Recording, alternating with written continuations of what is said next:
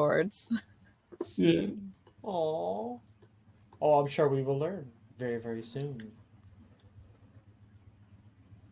Have your music.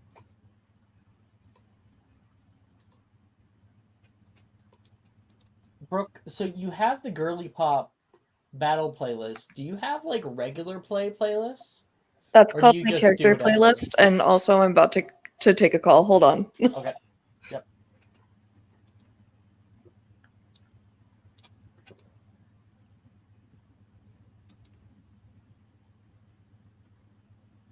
I haven't made a character playlist for Astro yet. I should probably do that. I'm But in the middle I'm of one. I'm saying that as if I don't put like the same songs on all of my character playlists. It's like Dio It's Hello, Bogman. The Crane Wives. Crane Wives, Crane Hosier. Wives are amazing. I don't need to make a character playlist because Taylor Swift is going to release a new album in a couple of years that will cover all of this, I'm sure. You will be done with this character then. No, I won't. You don't know that. I will be. I haven't even completed the campaign since I began Magic and Mysterium. All we need to On do is some of them- procrastinate until until the album's released. Aren't some of them into like almost 70 sessions?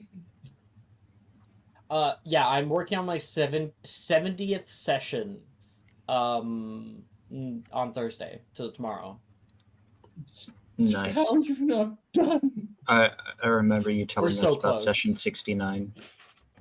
Yeah, that was I fun. am so upset because the way that it had panned out earlier when we were thinking about like the projective end for Eminem, like what session it would end on. Yeah, I It tried to looked like it calculate was session 69. And I was so You need upset. to add 30 sessions and just reach 100. That's the only way. 30 more. Let's keep going, everybody. Yeah, Yep. 7 Yeah. feels 30 more longer than sessions. every other year combined for no reason. You actually Make since you it so it missed- ends on session 99, so no one has the fulfillment of reaching session 100. Jesse, you were saying something? if you the rule is if you pass 69, then you have to end on 420. So you better start adding sessions like really quickly.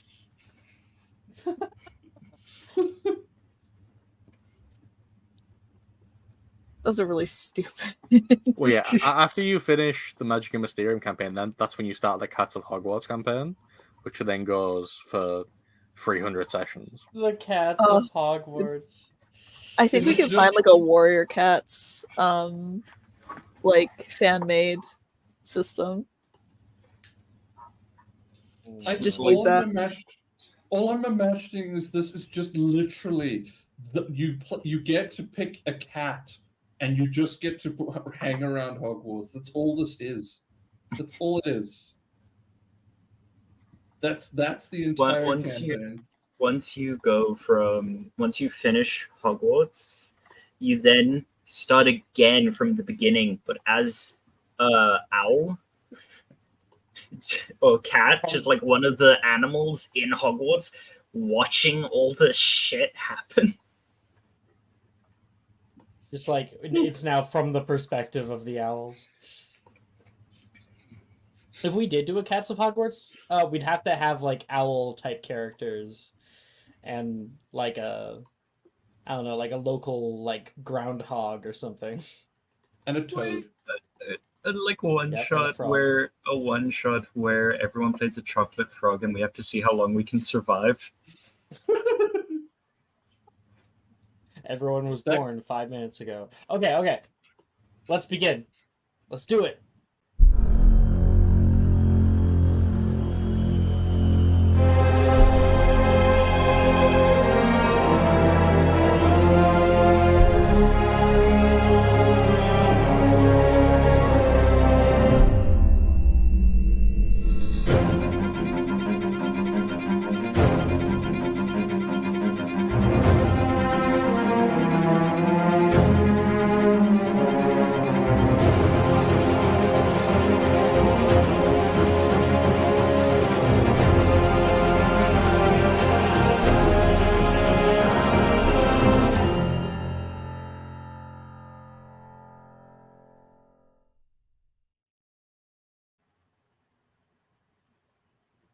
Wednesday mornings, our very first session.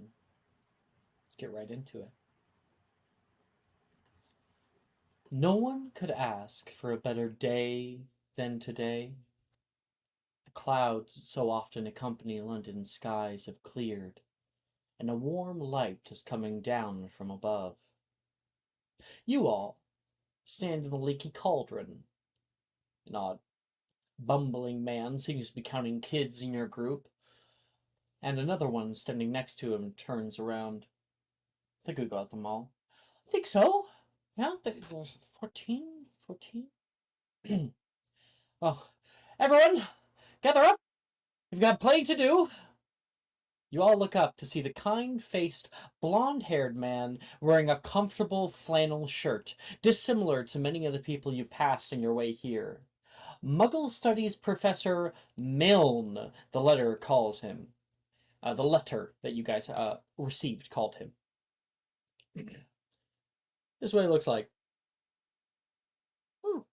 He currently has a little clipboard that he's looking through, and he's pushing everyone forward. There seems to be another with him, however. Darker hair. See them in a moment. You're not alone, though. You can see a few other students are also being shepherded out of the back of the oddly named establishment, and into a small brick-walled back way. Excuse me, sir, but what are we doing back here? A blondish boy speaks up. Well, Levi, the headmistress thought it best for us to lead the students who didn't have any wizard guardians present through the alley. Now, before we move forward, I have to warn you that some students' first time can be a little overwhelming. He laughs and looks at the man next to him, who just stares at him. But don't worry, as long as you stick by us, we'll be there to help. Now, is everyone ready? Why don't we take attendance? Oh, right, of course. Milne takes his clipboard and begins going through it. You can see the other man kind of tapping his foot, looking very bored to be here. Not at all like enthused about the idea of bringing a bunch of 11-year-olds through a vastly populated area. Let me show you guys the face of this man. He wears a long brown trench coat with a corduroy vest underneath. Looking quite young.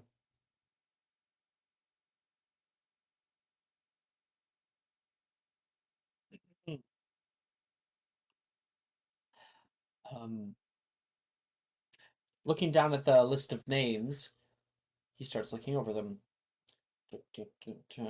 All right, first here I have Philora Erdwood. Hello. Philora Erdwood. He You says, should just call looks me around. Fee. Oh, sorry, did I You get it just- wrong? It's That was supposed to be the other Philora. one. Okay. It's Philora, but you can just call me Fee. Most people call me Fee. Got you right there. He marks you down. Can we get a description of your character, please? She is quite an average height, quite slender girl. She seems to have lost a lot of that childish chubbiness in her face. And she has this blonde, flowing, bright orange hair and amber eyes, a very small, curled nose, and her hair is over her right shoulder.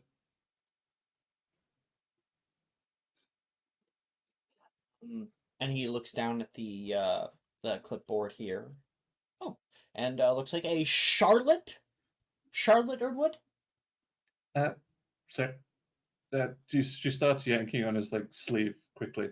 I'm just looking for Charlotte. 1 second. Yeah, sir, Charlotte? that's why, sir, that's. He looks toward you.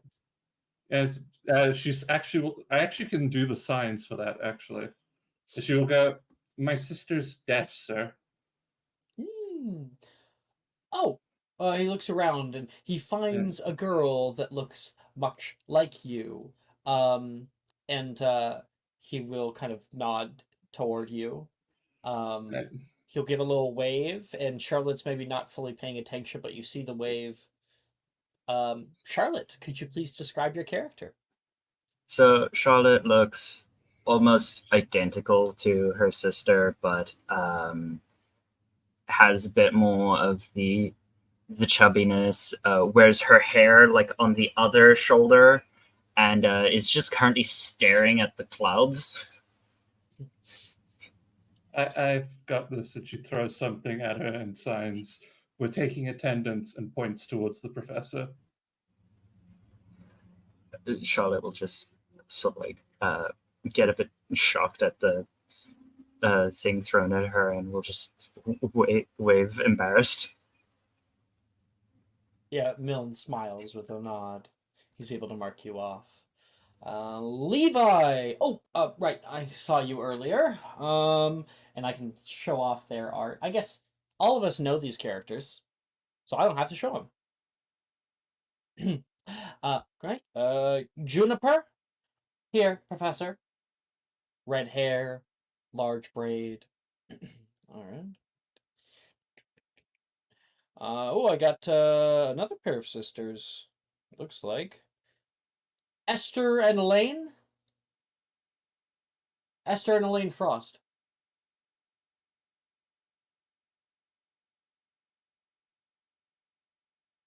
Elaine. Oh, here. And he gets a good look at the two of you. He will mark you guys both present. And who wants to go first with what's going on and what they look like?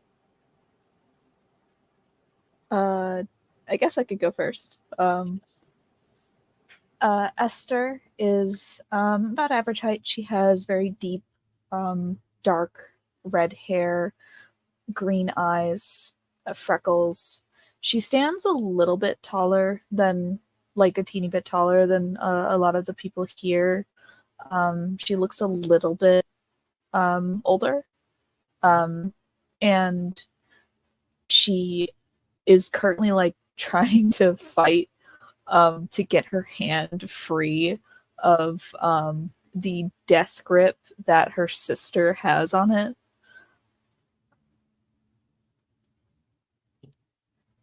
I think that's the perfect time to push over toward Elaine, who is grabbing onto her with all her might.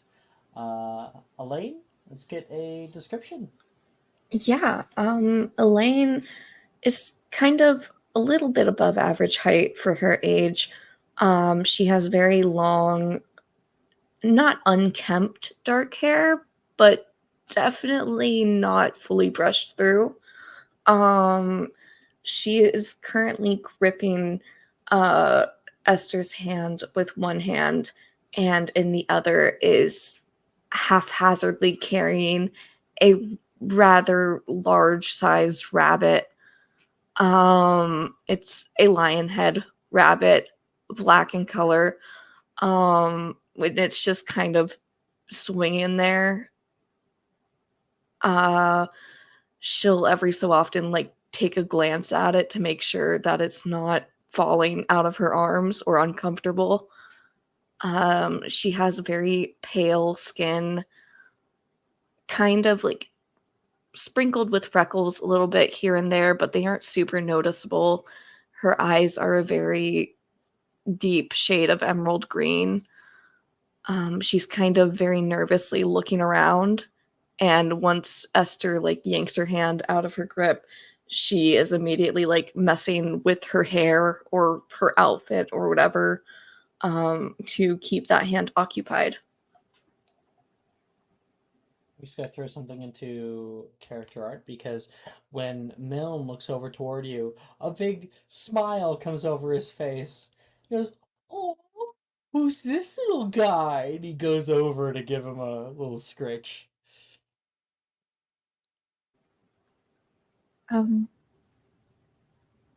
Sh- I think Esther kind of takes a look at Elaine and like waits for her to answer, or like waits for her to like kind of shy away before she says anything.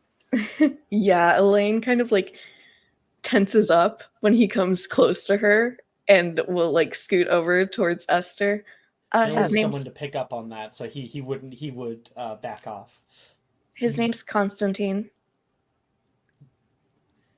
Beautiful. thick mane. He picked it himself. He is a nuisance mostly. You can hear the door closing from behind you guys, and a woman walks in. I didn't miss anything, did I? I'm sorry. Who are you?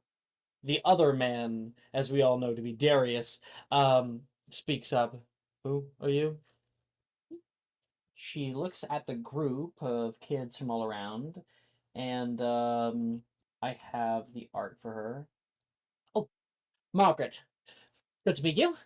Margaret Frost. Uh, Very good. This is the group for students without guardians?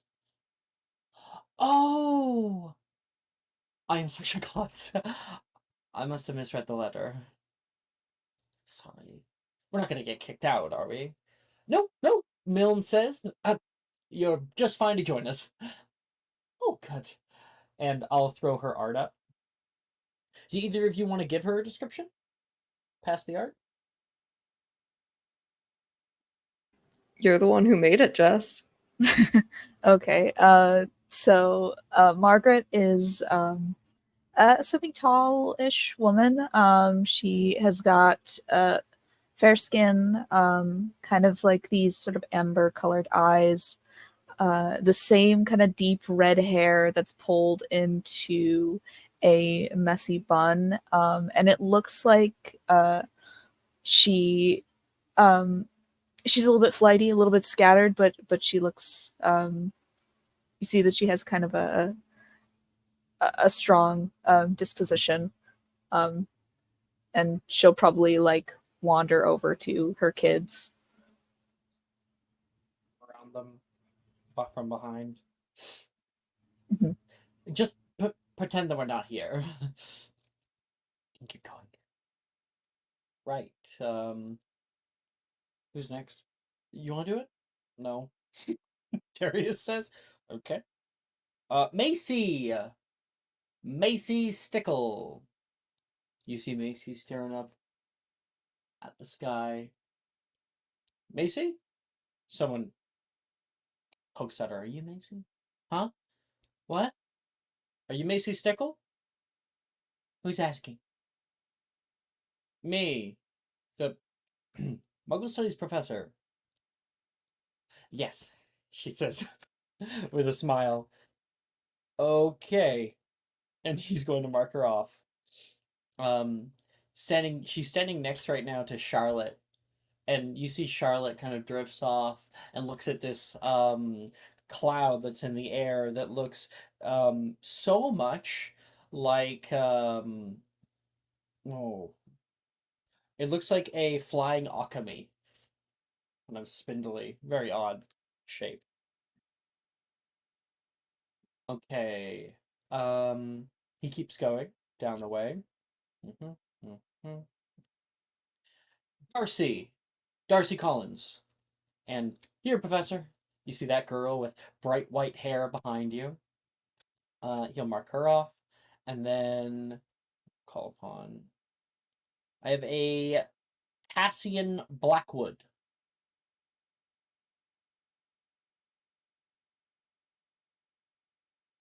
He kind of steps out from where he's kind of tucked himself behind some boxes. His messy black hair kind of framing pale face and bright blue eyes. But here, Professor. And I almost forgot to get your character art up. Handsome young boy. You what's the general demeanor like?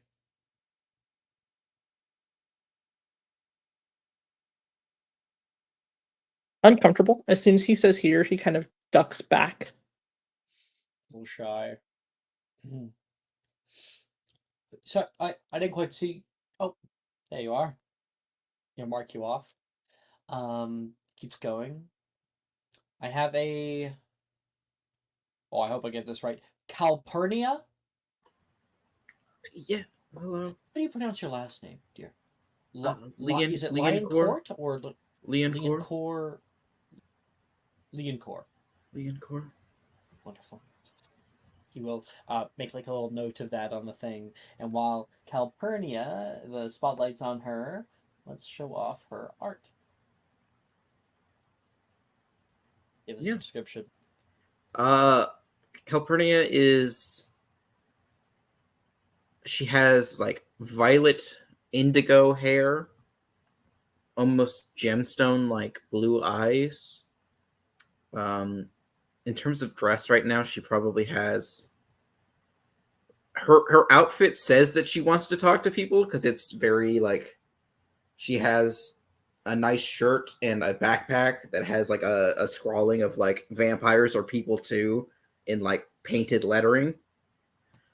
But she Vampires are people herself, too. yeah, and That's great. she herself are like she's like hugging the backpack. She's being as small as possible, even if her like outfit is saying like I'm very ostentatious. Aww.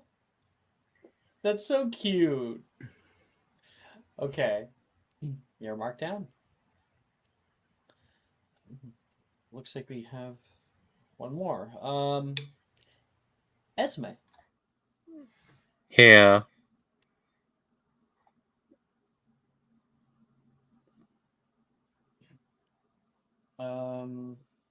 And Esme, as you walk forward, I'll get your art, and you can give us a little description of your character. Yes. The most important thing about Esme is that she's really, really short, which makes her entire attitude hilarious. She has had her arms crossed this entire time. She's been like impatiently tapping her foot as she's been like waiting for her name to be called.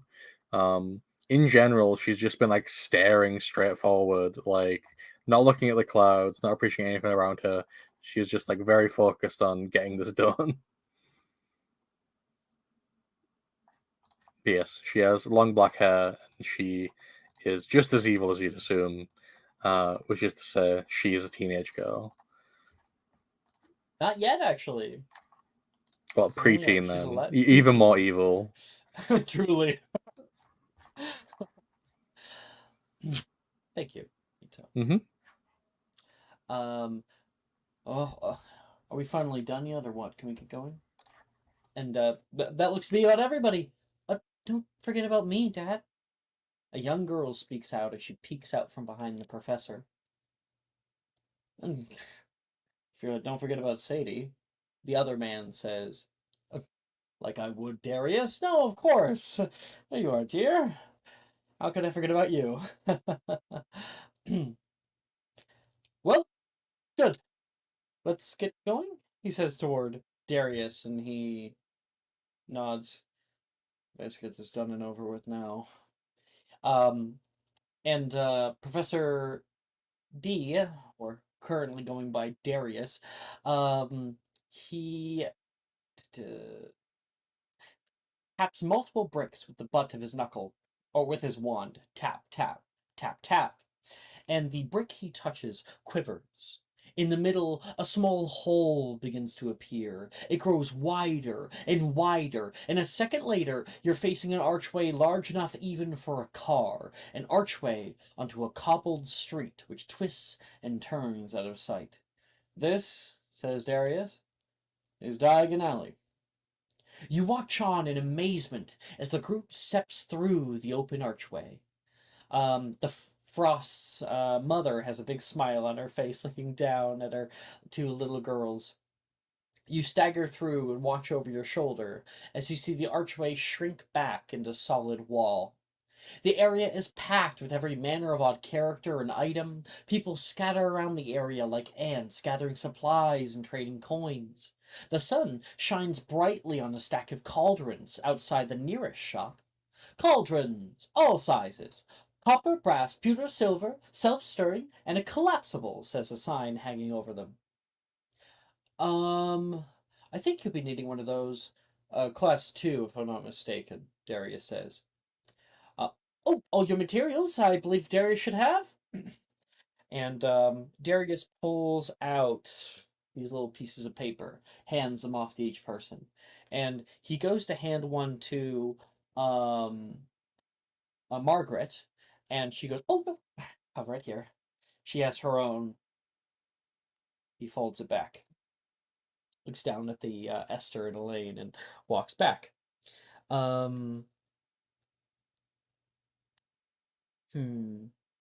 Margaret lingers there for a moment and then looks around at where to go first.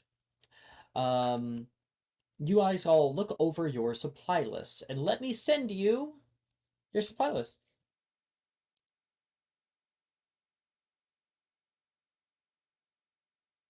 There you go.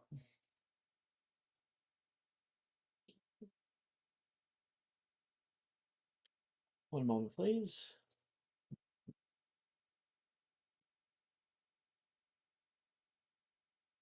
Okay. You guys can see on it many different books. The History of Magic by Bathilda Bagshot. 1000 Magical Herbs and Fungi by Fidelis Spore. There is also uniforms, plain robes, protective gloves, dragon hide, or similar, a winter cloak, and even further down, you can see cauldrons are needed, glass, crystal vials, telescopes, brass scales. And at the very bottom, in all bold font, it says, "Parents are reminded the first years are not allowed their own broomsticks." Now, they've already been paid for, Darius informs, so you'll just need to let the shopkeepers know you're here to pick them up. Oh, except for the bookstore, Milne pushes in. You'll just need to bring the books to the counter. Anyone would wish they had about 8 more eyes. Turning your head in every direction, everyone seems to be trying to look at everything all at once. The shops, the things outside them, the people doing their shopping. You notice a plump woman outside an apothecary shaking her head as they pass. "Dragon liver? 16 sickles an ounce? They're mad!" She storms off. Professor Milne continues his little speech. "So remember, don't go down any strange alleys and stay within the assigned block. Now, I'll be standing out on the street, and we'll make our way down together. As long as you can see me, Professor Dildero, or perhaps even Miss Margaret there," and she nods. "Sure. We should be good. We wouldn't want anyone getting lost like last year." He looks over toward Dildero, who looks at him completely unamused. "All right. Let's head out," and leads the way forward through the crowd. Now, we all have played this before. We have a good idea of what Diagon Alley is like. But I can show y'all the Diagon Alley map, the shop directory. Let me jump down here, maybe zoom out a little bit. Yeah. You guys would have just exited the Leaky Cauldron out onto the street. There's Pottage's Cauldron shop nearby. Flourish and Blots has a lot of people heading off to it right now. The bookstore. You can hear screeches from Ilop's Owl Emporium. Something bellow much farther down the way in Magical Menagerie. Forbidden brooms are shown in the windows of Quality Quidditch Supplies. And Wizacre's wizarding equipment is currently packed to the brim. But I turn the time over to all of you. If we want, just to keep things more organized, I always find it helps a roll for who's up first. That is Hassian. You look around at all these other students that you don't know, so many people walking all around you, odd shop fronts. How do you handle it? What do you do? He doesn't get out much, so he's kind of overwhelmed. He's kind of trying to fall as far back into the shadows as he can as he looks around. I'm answering your question in Hidden now.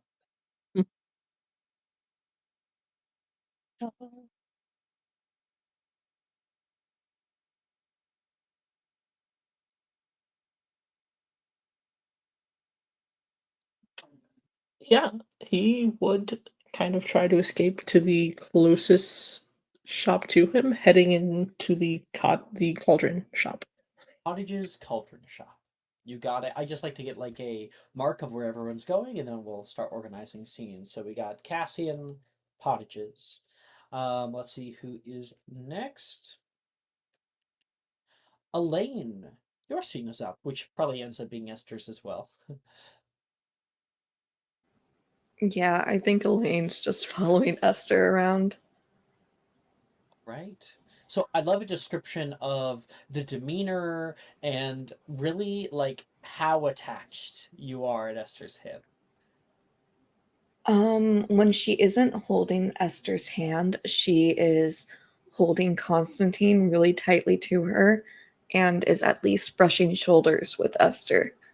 There's always like some form of physical contact there, whether it's like tugging on the sleeve or pulling on a strap of a backpack or just standing shoulder to shoulder. She's always like consciously making an effort to make physical contact.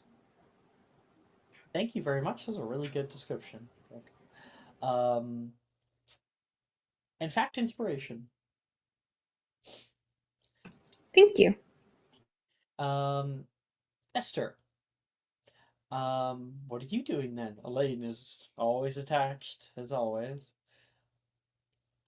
She like is trying to, you know, be mindful of her sister because this is like the first time she's been here and she's nervous, but at the same tune, this is also the first time that she's herself has been there. And she's like looking around. She wants to go to different places. She wants to see things. She's looking. She's like has like snatched the uh supply sheet from their mother and is like scanning it. I know you're excited, but you can be a little bit more reserved than that. I'm sorry, Mom. She like is then looking down, scanning it. We should go to the bookshop. Elaine, let's go to the bookshop. But do they even have any like normal books there? I mean, they like probably have wizard books, right? That's how this works, right? Yeah. The two of you can handle yourselves, Margaret says, and she looks up toward the other adults. Oh, yeah, yes, I can handle it from here. Go girl, Esther. Look after your little sister. Yes, I have some other business to attend to. I'll see you guys after. Of course. Right, Don't miss let's a go. book. I don't want to have to be doing this twice. She yells out as you guys are heading over there. Esther not will to. wave Constantine's paw.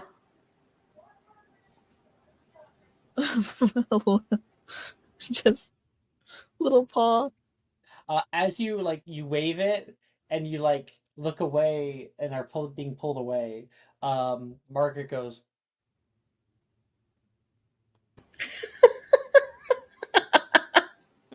just a little. Jesus.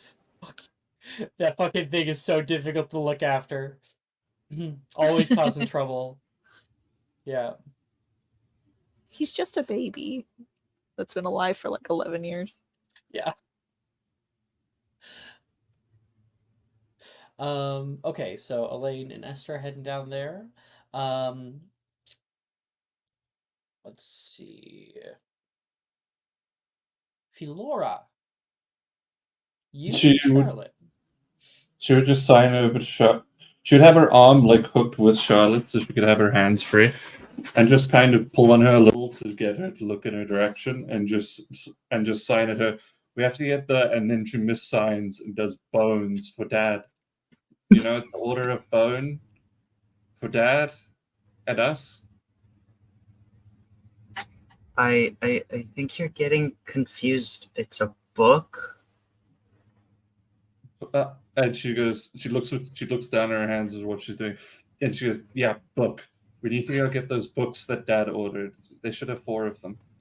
Is she still signing bones the whole No, time? she Or did changed. she pick up? She changes it to book now. Yeah. It's important. Also, to note Charlotte's this busy conversation's happening signing. with Yeah. sign language. ESL. Yes.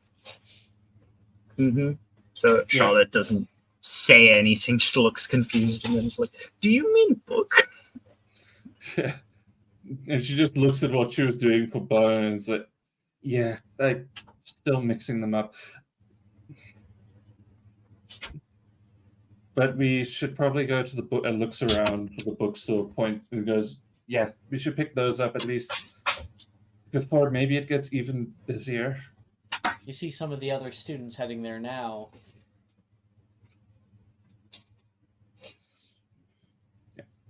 Charlotte will just sort of like nod and start like making her way. All right.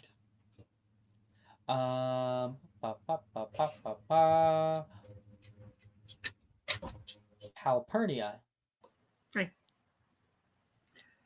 I think she's reaching into her backpack and pulling out like a bunch of like hand folded like pamphlets that she's like shuffling through to make sure she has everything, and then puts it back and is like, okay, school stuff.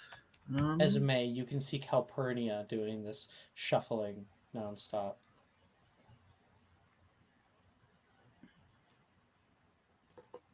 Ito, are you here? Yes, sorry. Okay. Did you hear me? No. Okay, that's okay. Esme, you can see Calpurnia going through her bag, pulling out these like odd sort of pamphlets and making sure everything's there. She looks very nervous as she's sorting through everything. That's none of my business. I'm walking right past her. I'm going straight to Right. Flourishing Floods. So, I have oh, a man, mission. are you aware that we have 4 other players heading there too?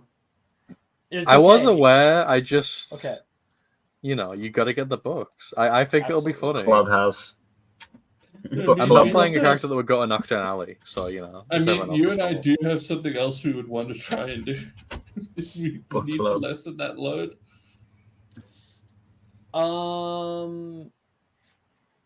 Yeah, I mean, like we can, because it's always assumed that you go to Flourish and Blotts at some point, even if you don't have a scene there. So if we want, and we just be sure to note that you have gone to Flourish and Blotts because you would have picked something up, right?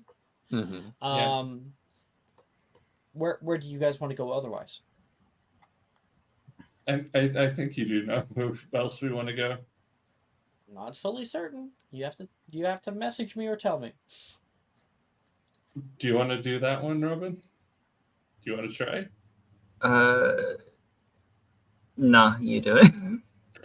We're Message going me. to Wizard. You, We're going to you- Wizard yeah. Weezers. Wizard Weezers. I can never Oh, pronounce. that is available in the second phase. It's Yes. not too far God, down. never mind. Yeah. Then why don't if we Here, have... I'll show you guys. I'll show you. So here it all is. There is kind of a cutoff after Flourish and Blots and Magical Menagerie, and technically there is Okay. also Nocturne Alley, but you also have the gaze of Professor Dildero looking down upon the group. I would then probably say to sign to my sister, it looks too busy in there. We kind of need the attention of the store owner. Why don't we? And she looks and sees the quality with Quidditch supplies and goes, I want to look at the brooms. Charlotte will just supply like, I thought so. And she excitedly takes you by the hand, like takes you by the arm, and just start like skipping down, all happy. Hey, quality Quidditch supplies it is. And then Esme, you're heading to Flourish and Blots. Yes. Okay. I just want to be clear. She's marching to Flourish and Blotts. She's like, I need to be in there right now. I don't care how many people are in my way. So Calpurnia, where are you heading? I think she's gonna go to Cauldron because it's the first thing that she sees.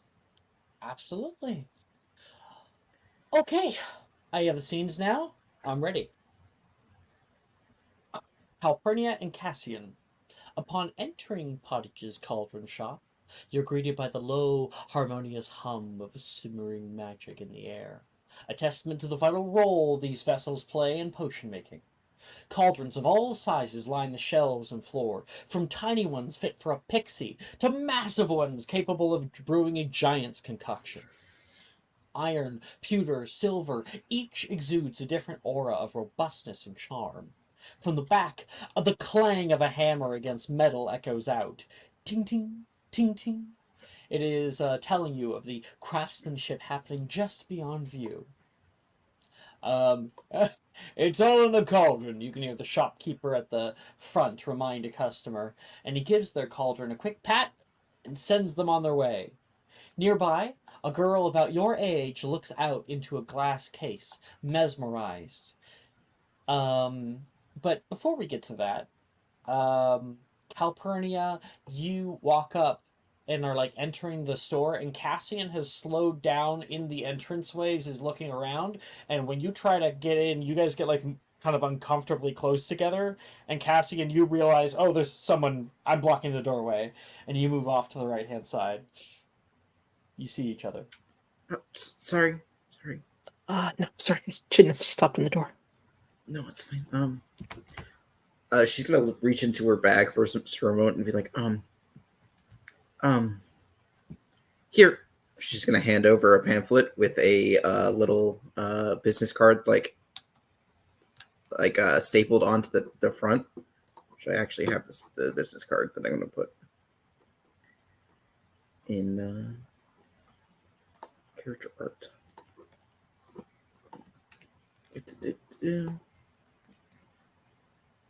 To crop real quick. There we go. A little business card. Ooh, Calpornian Lioncourt, leader of Junior Vampire Rights Community. And this inspiration for making a business card. Return to Louis or Louis if lost. Yeah. Hmm?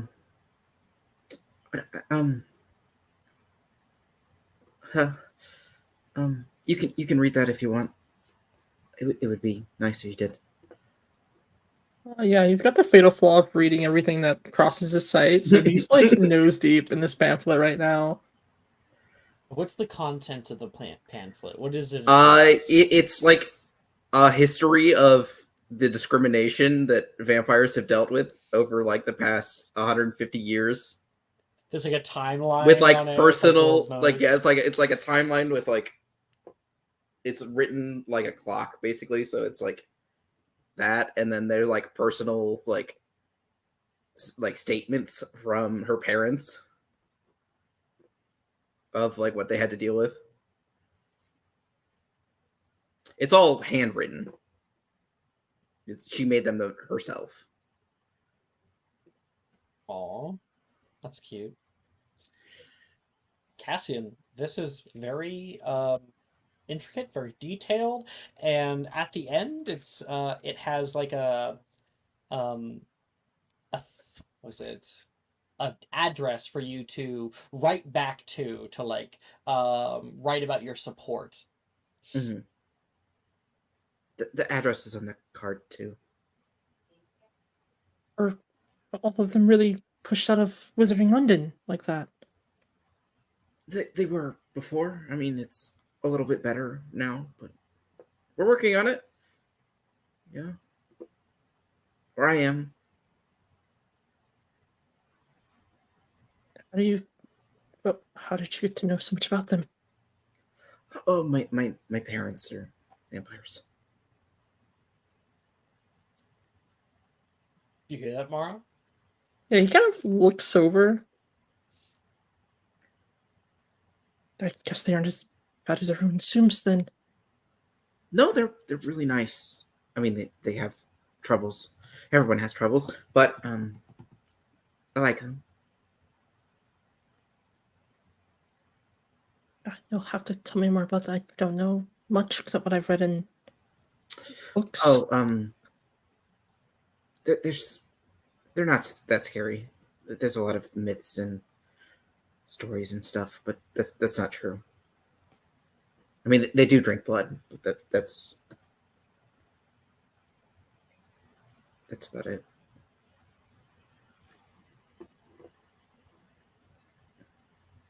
Yes, well, if that's their only real flaw, they have to survive somehow. Yeah. Excuse me, did I hear you talking about vampires?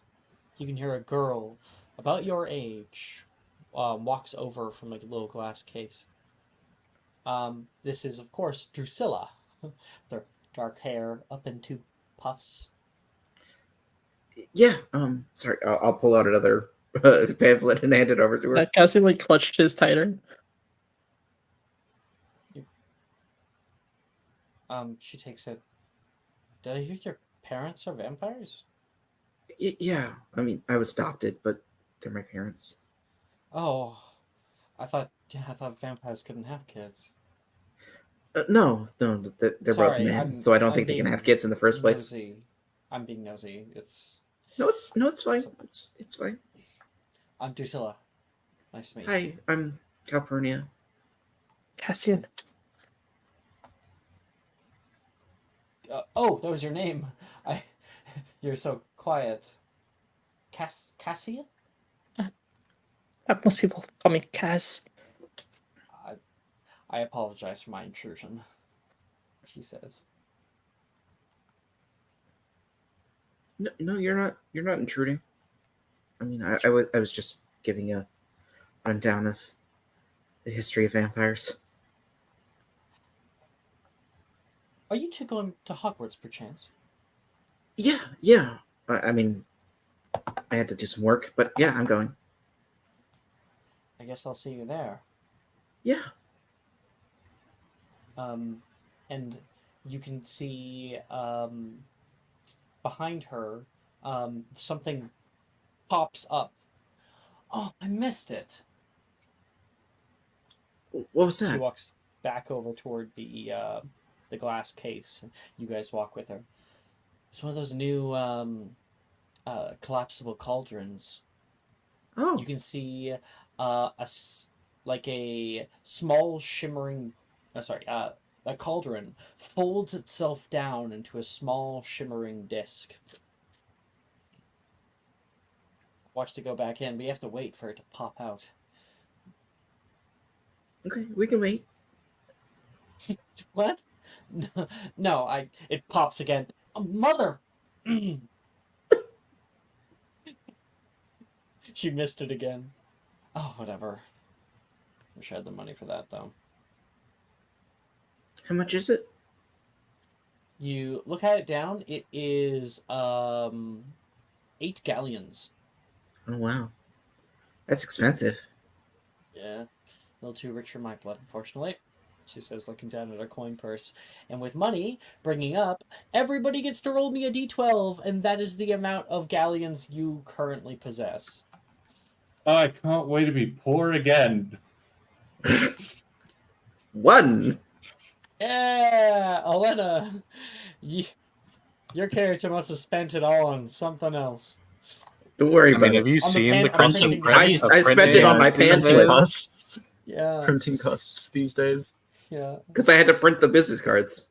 Esme! Of course you got the 11. It's Yep. so that they just fit so well. The worst part is I'm so lazy about galleons. I always forget what's worth spending them on. So it's like the worst person to get these. Can I have I guess I'll want to just trade? get them all. No. Want Want to to no. trade? What did you get to trade? sell? Dude. 2. Yeah. Of course, the little sister gets more than me. Yeah, of course. You Also, thought my that little wasn't going to happen? My little sister also. Teehee. It might be that Esther just spent some, you know? No, it was definitely favoritism. 100% it was. 100%. And Cassian, Calpurnia, you guys have met Drusilla. Cassian, was there anything else you want to talk with her about? She looks back at the collapsible cauldron. No, not at the moment.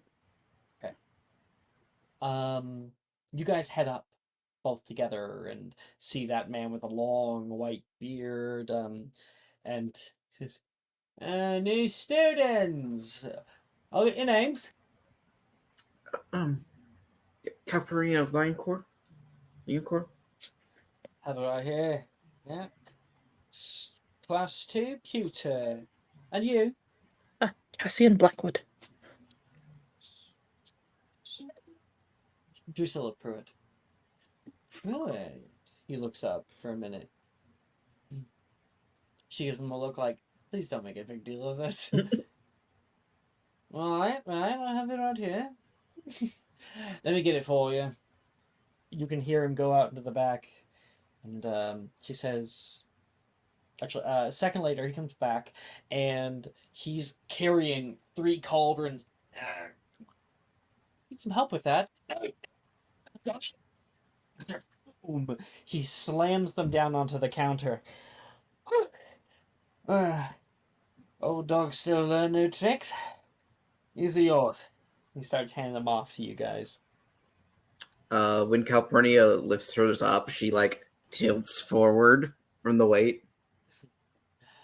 Might I interest you, Lord, in some cauldron cleaning kits? They're very important for cauldron maintenance. No, we'll be good, thank you. Drusilla says, and pulls the both of you away. Those are always a scam. Don't we need to clean them? Yeah, but soap does it. Fair enough. Those things are like 4 times the price of just a bit of dish soap. Why is it so heavy? She looks down. Calpurnia is really weak.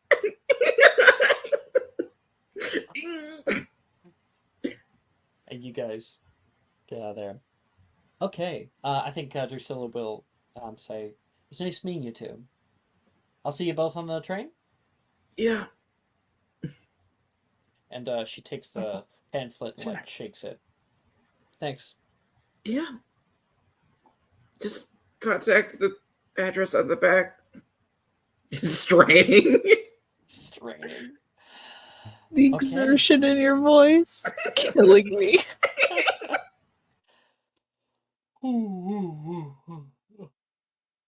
Sorry. Delora and Charlotte. The two of you guys head off toward Quality Critic Supplies. Just check in here. Okay, you see Quality Critic Supplies. In the front door, or front window, you can see it has a Comet. The new Comet 9s. It says, coming soon, pre-order now. And past the way, there is a wooden storefront. When you walk in, there's that little bell, ding, ding, ding. And there's a central kind of donut-shaped counter in the middle of the store, and then all around that are some places with like get up and gear. They're on Is the it my internet or yours? I think it's your internet, Laura. Thanks.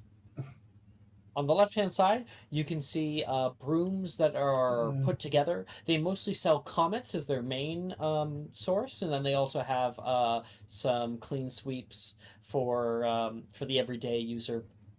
On the far back side of the store, there is proper Quidditch sets, quaffles of different shapes and colors. There's bludgers held down with chains that rattle slightly in the background, and an array of beaters, bats, and goggles in glass cases. This is everything that you could possibly want. As you guys walk in, there is a woman that, looking upon her, Estelle has just refreshed. Okay, if we're just refreshing, I'll just wait a second. Just has Oh, devices. it's either refresh or yeah. I think their internet Oh no, was they're left struggling. now. She's back. There we go. Sorry, you were cutting out so badly. Okay. I could hear everything, but it was just delayed, but it should have done. So you guys can see as you walk into the store, that wooden store, bunch of quality gear, brooms on the left hand side, Quidditch like balls and new snitches and beaters bats are on the back. There's goggles and glass cases and robes to wear, night flight goggles. And in the center of the store, there is a very beautiful looking blonde haired woman. I'm just going to show her off. 1 second, please. I can find her. I think I got notes here. It's happening again. Oh no. Like, Alex is constantly cutting out and jittering for me. I can't. Oh no. I hope Because it clears you're up. fine, Robin. Alex isn't. Robin's fine? Is anyone else having an issue with my connection? Yeah, Robin. No, not really. No. I'm not having a problem. It's fine for me. Super The weird. rest of you now it's fine. It was literally just you. Whenever you do a lot of movement, it starts going like that. Well, this is the There woman we that's up at go. the front. She is leaning back on the counter and talking to a man who looks like is the one who's actually working. She kind of radiates a soft light and is wearing just everyday gear, everyday robes. She turns along with the man, sees he's seen you two enter. Welcome! The man waves, and she goes back to her conversation. Charlotte is going to head straight for sort of like trinkets you can like attach to like a school bag, sort of. That'll be right up there at like the front register. You know, they just have a little thing on the side of it. So you're heading over there, looking through many of them. Philora, I'm gonna try to fix this. nope. Laura is amazed at every single Quidditch thing she sees and is just stunned. You can see a girl next to you who is searching through some of them. And the two of you go to grab a single trinket. What does that trinket look like, Charlotte? Charlotte is trying to find a small little broom trinket. So yeah, it's The two probably of you grab it at the same time. Oh, hey! The girl pulls it off and tries to pull it to herself. Do you let go or? Oh, Charlotte immediately lets go and just like bows her head. Sorry. I saw it first, so. Oh, but look, there's a second one. You can get one for yourself. And Charlotte, this girl is talking to you. Now you have an ability, if I'm not mistaken. I can read lips. So you understand. The problem is she's looking at the floor. Make me a. I making a perception notice check. this. Just go. Oh, 50 feet. Just a second. You can enter in just a moment. Okay. Okay. Charlotte. I know. Perception check, like disadvantage or just regular. No, regular. Okay. Not hearing. We're doing it's sight. Yeah.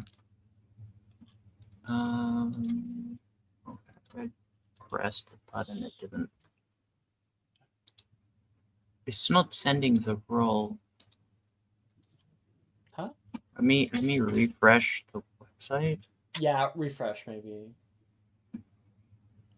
Okay. For some reason, Alex, your ping to me is so high, your voice is completely disjointed from your visual. Something in our internets and Like, the way it- that the our two are- internets connect to Yeah. each other. Also, I do have a question. Yeah. On the website, it has game is unknown. What are you talking about? Like, hold on. Oh. Is it because is no that one's why actually it's rolled yet? Oh, looks like Mike. Okay, I'll need to get Mike in on here and get it fixed. In the meantime, we'll use Avray. okay? Sorry about that. Yeah. Well, we can also do r/r skill. Yeah, you can do that too. Yeah. Yep. 21.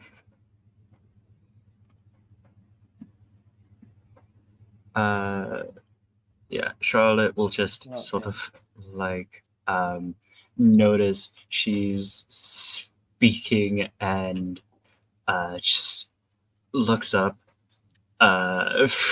starts frantically looking around for her sister. I would just I would come and go. Hi, this is my sister. Obviously, were you You trying to stare say off something? at a dark brown haired girl. This, while you guys haven't been formally introduced, because we know them out of character, this is Sally. Oh no, Sam. It's So, Sam. so, and she goes, "Hi, sorry. Were you trying to say talk? This is my sister." She's Oh my gosh, you two are twins! yes, as she's like trying to translate to her sister while also focusing and saying, it was signing she noticed with twins to her sister. She's looking at like the two of you like looking at each other, and you just kind of moving your hands. She does not recognize what it is, and she goes, "Oh, did you guys get like that psychic bond thing where you can talk like telepathically? Because I unfortunately didn't get that with my sister." She translates that the best she can into sign language and just goes, Or my brother. "No, I've always heard it. she's deaf. Charlotte, you have you have the little card. Charlotte will like go like tapping her head like, ah, yes, so smart. And then we'll go pull out her little card. I'm just going to copy this into discussion. There's the first half. And oh, sorry, that's the second half, but it's fine. Yeah. So at the very top, Sam can see Charlotte Erdwood. And then flipping it around,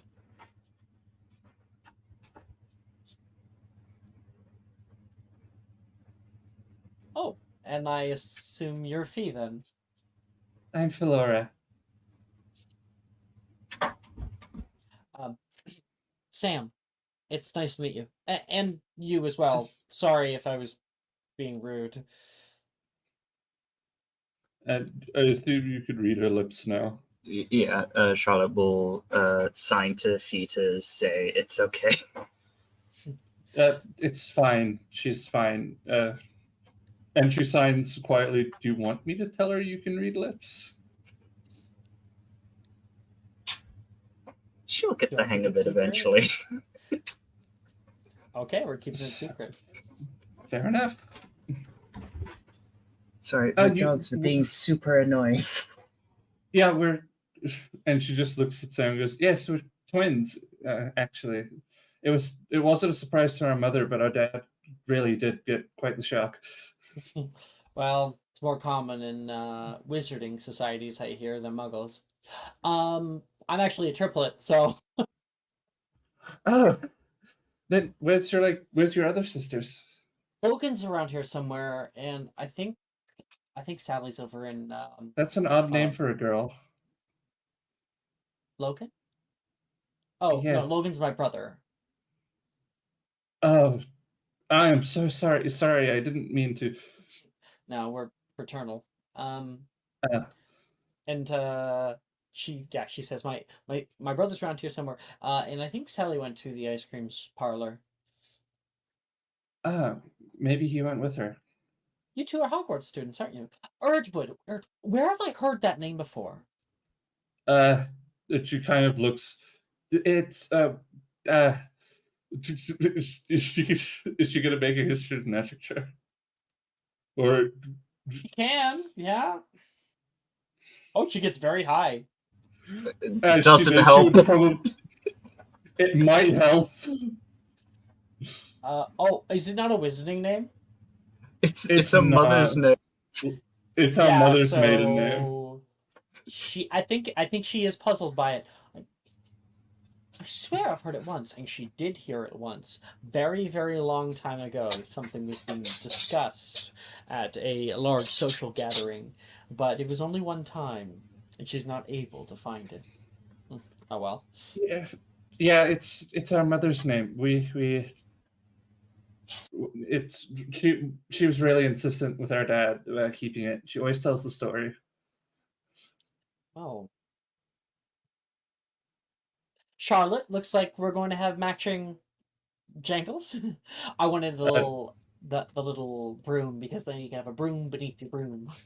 Fee says, "Could you speak just a little slower? Just so I can translate properly." And she tries to do it at a more acceptable pace. Yeah. Thanks. I'm pretty good, but I'm still getting the full hang of it. I didn't even know that was a thing. You guys like communicate through hand? We have signs. Different like positions of the hands and fingers indicate a word or letter. Oh. What's Gilgamesh? Oh no, No, that's that's my dog. Cat's cat. Gilgamesh is a cat. Gilgamesh is a cat. It eats a sweet cat. That was Gandalf. I wish Sorry, Gilgamesh Gandalf. would say stuff like that. sorry, Gandalf. Gandalf. Gandalf is Good one. being annoying. So is Bellatrix. Bellatrix is always annoying though. Bellatrix is always annoying. Logan comes by and he's like, Sam, do you have... Actually, I think he'll go, Sally, do you have any more... I'm Sam. Whatever. Do you have any, like, galleons for me? I'm too short. I'll just stand there blinking, probably at the same pace as Charlotte. Yeah, I have one for you. You know these guys? Just acquainted. This is Logan, my little brother. A pleasure. I'm Fee of Laura. Why am I But most little? people call me. It's been like I was born like only a few hours after you. Well, I'm the older sister of my sister, and she was only born like half an hour after me.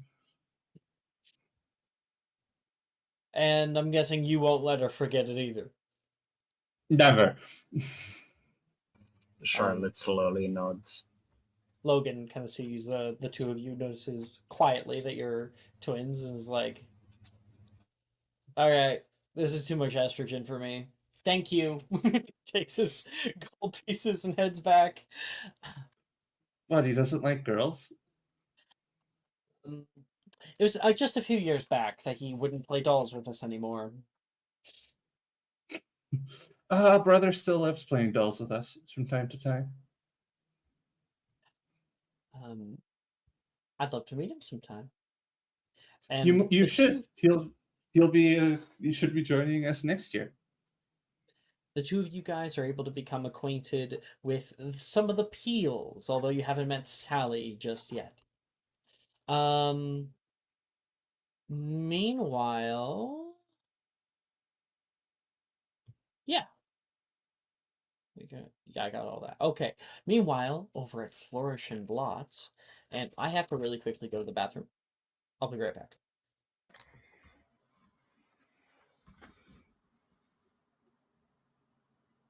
All right, quickly. How fast can we turn this into chaos? You guys ever seen that image of the girl from Gossip Girl, but instead of Gossip Girl, it says Go Piss Girl? Go Piss Girl. That's what I was thinking. Right, we I just posted a version of that for me Gungaga. Me? Gungaga. I always pronounce it wrong. It's Philoria. It ends at this. The R is pronounced. It's not Philora. It's Philoria. Why did I pick a name that I am struggling to pronounce? You're the one who named yourself. You made the classic blunder. Yeah, I always make the classic blunder. Classic blunder, picking a difficult to pronounce name. And it's only it's the type of blunder only us we can make.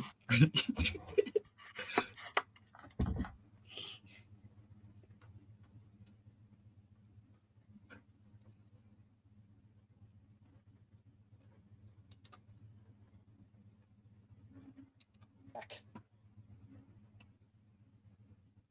Okay, Flourish and Blots. Esme, Esther, Elaine. The moment you push open the heavy ancient door, you are met with the deep, musty smell of parchment and ink, an aroma that carries centuries of knowledge and magical wisdom. Tall, haphazard stacks of books wobble precariously from floor to ceiling, obstructing every path. They create a maze of literature that overflow and spill out onto narrow, creaky aisles. People of all ages bustle in every direction, some poring over titles, others engaged in hushed conversations about the latest books. There's a constant bustle as pages are turned and the crowded footfalls all around. There's the occasional gasp as an excited reader finally discovers a long-sought volume. You'll find curses and counter curses just down there, third stack to your left.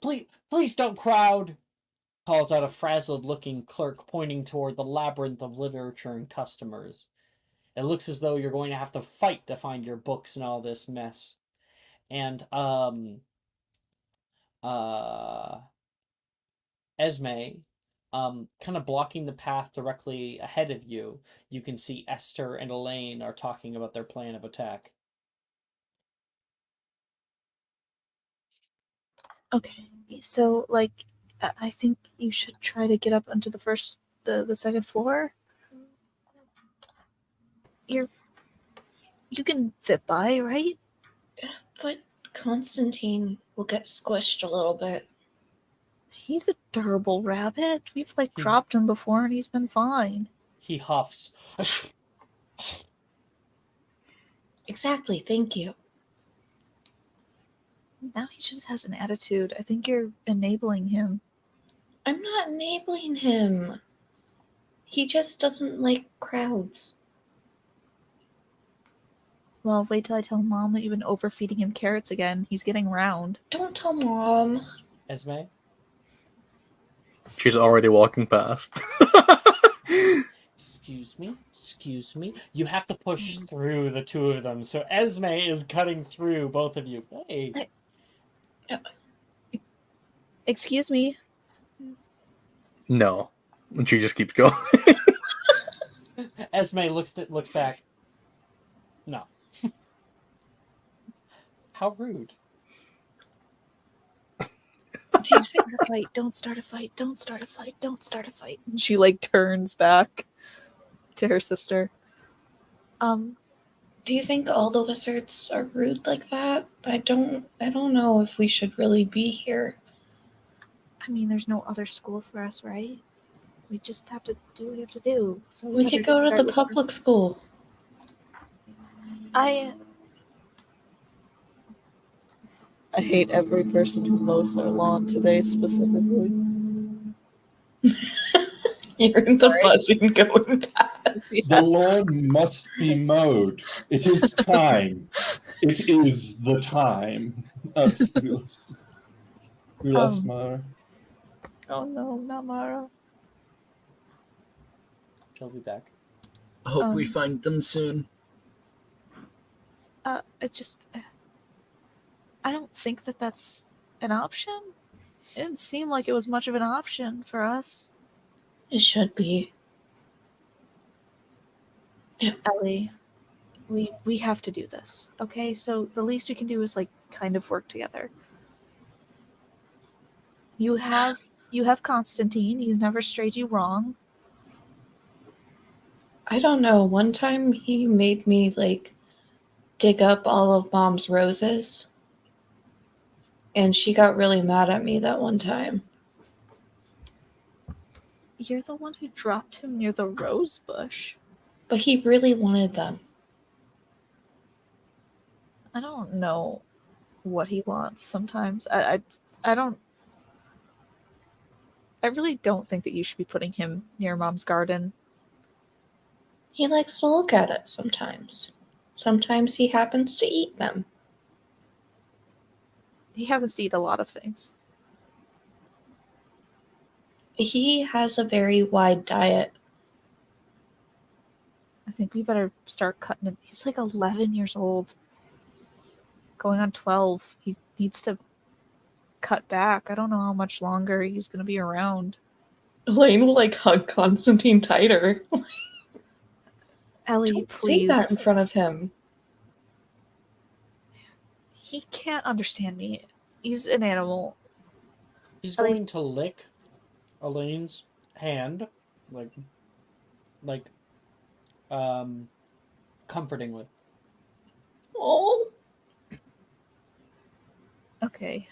Ellie, please. I'll go look towards the front. Just go upstairs. okay. I'll yell if I need to. Okay. I'll just stay down here. Yeah, I think most of the books are down here anyway. I think I saw a history of magic over there. So I'll just grab it. All right? Okay. Esther, with one last look out the window, you can currently see your mom walking, hands behind her back, down the way with Darius, the man who was in the front of your group. She's like, kind of chuckles about something and slaps his shoulder.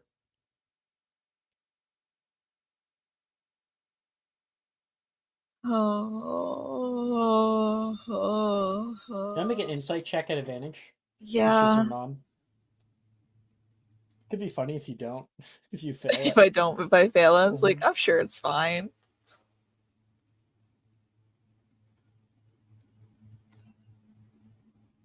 Huh? Oh my goodness. You didn't put a Avery's 1. offline. Oh! It is offline. That's not All great. the bots are failing us. You'll have to use Mysterium bot. I don't know how to Slash do R. that. Slash 1d20. R skill. You can also Are you- do slash R skill. I don't no, have just- a bot. I don't just use doesn't do the bot. bot. I got here before the bot existed. You should still be able to Okay. do a random roll, so you should be able to do a slash Yeah. R. Example. Okay. Slash R.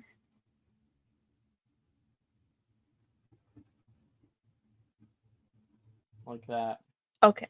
Okay. Never mind. It says I don't have a character, so I can't roll custom. Neither will you. Gregory, I think, has a rolling. I think he does. I'll have to look it up.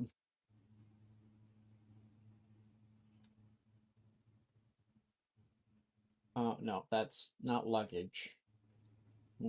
Discord bot. There's got to be one. What's Gregory's question mark? Oh, you got it. Yeah, if you do slash roll, you can get Gregory Slash in the roll. list. There we go. Yeah, and then you select D20, and then you select count as. I just do slash R in the expression.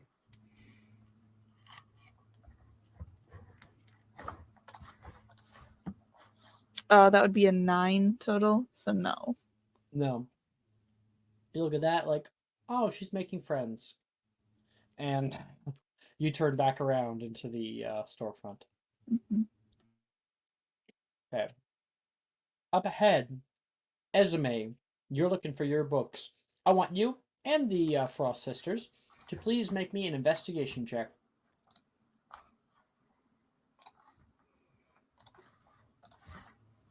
Okay.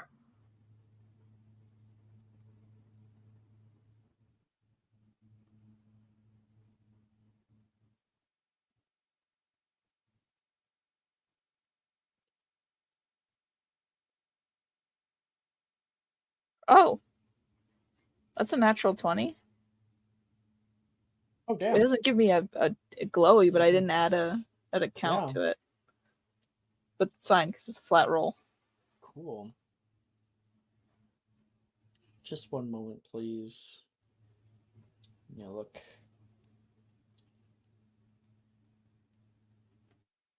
Mm.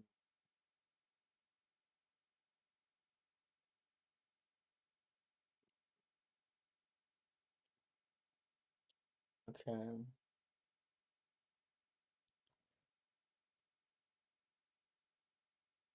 Oh. So we got a natural 20 for Esther. Great job.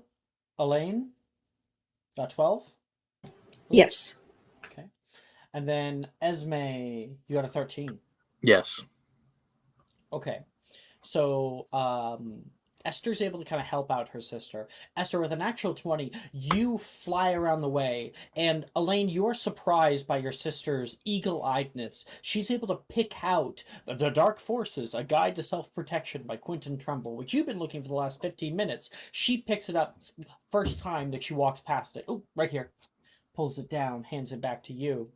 And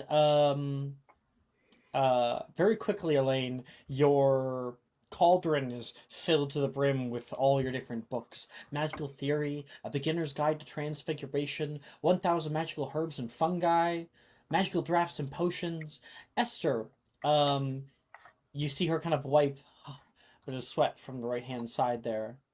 And, Elaine, it's one of these small ways that your sister is kind of heroic. How are you able to do all that? We've never been here before. So do you remember those I Spy books that Mom got us? Mm-hmm. The Where's Waldo? Yeah. Yeah, I just, when you're at like ballet practice and stuff, I just kind of sit and do that. I got pretty good at it. It is boring after a while though. Just kind of sitting there pointing stuff out. I never did any good at those I Spy books.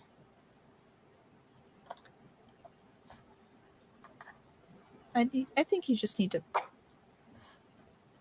Waldo's easy to find if you know what you're looking for.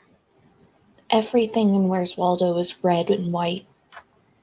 A man in a red and white shirt just kind of blends in. Yeah, but not everyone wears glasses. I don't know. I've noticed a lot of wizards wearing glasses. I think like poor eyesight is common around here. Oh, do you think the more magic you have, the less good your eyesight is? The more ophthalmologists are needed, which they don't have. Or do you think it's like Maybe. magic-related accidents? Do you think the magic kind of seeps the power of sight? I don't know. That's I think that would be really strange. And in the background, one boy gives you a wide berth.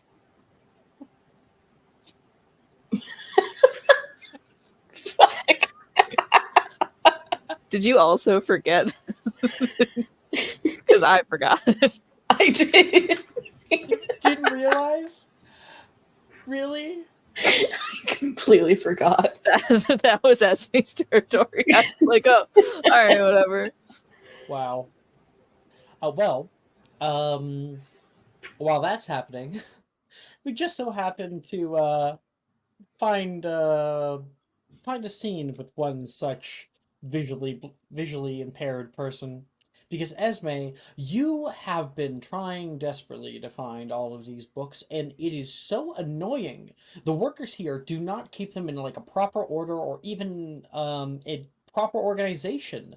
It's like people just pick up books and put them down wherever the hell they want.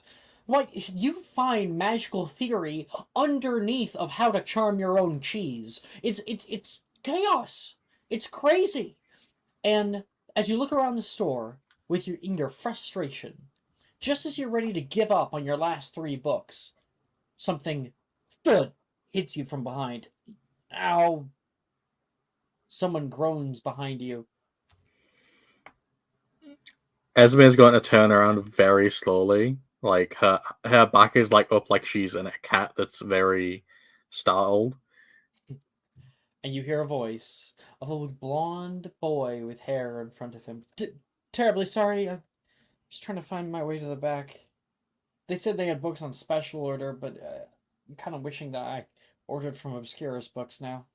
Well, you should try looking where you're going first of all.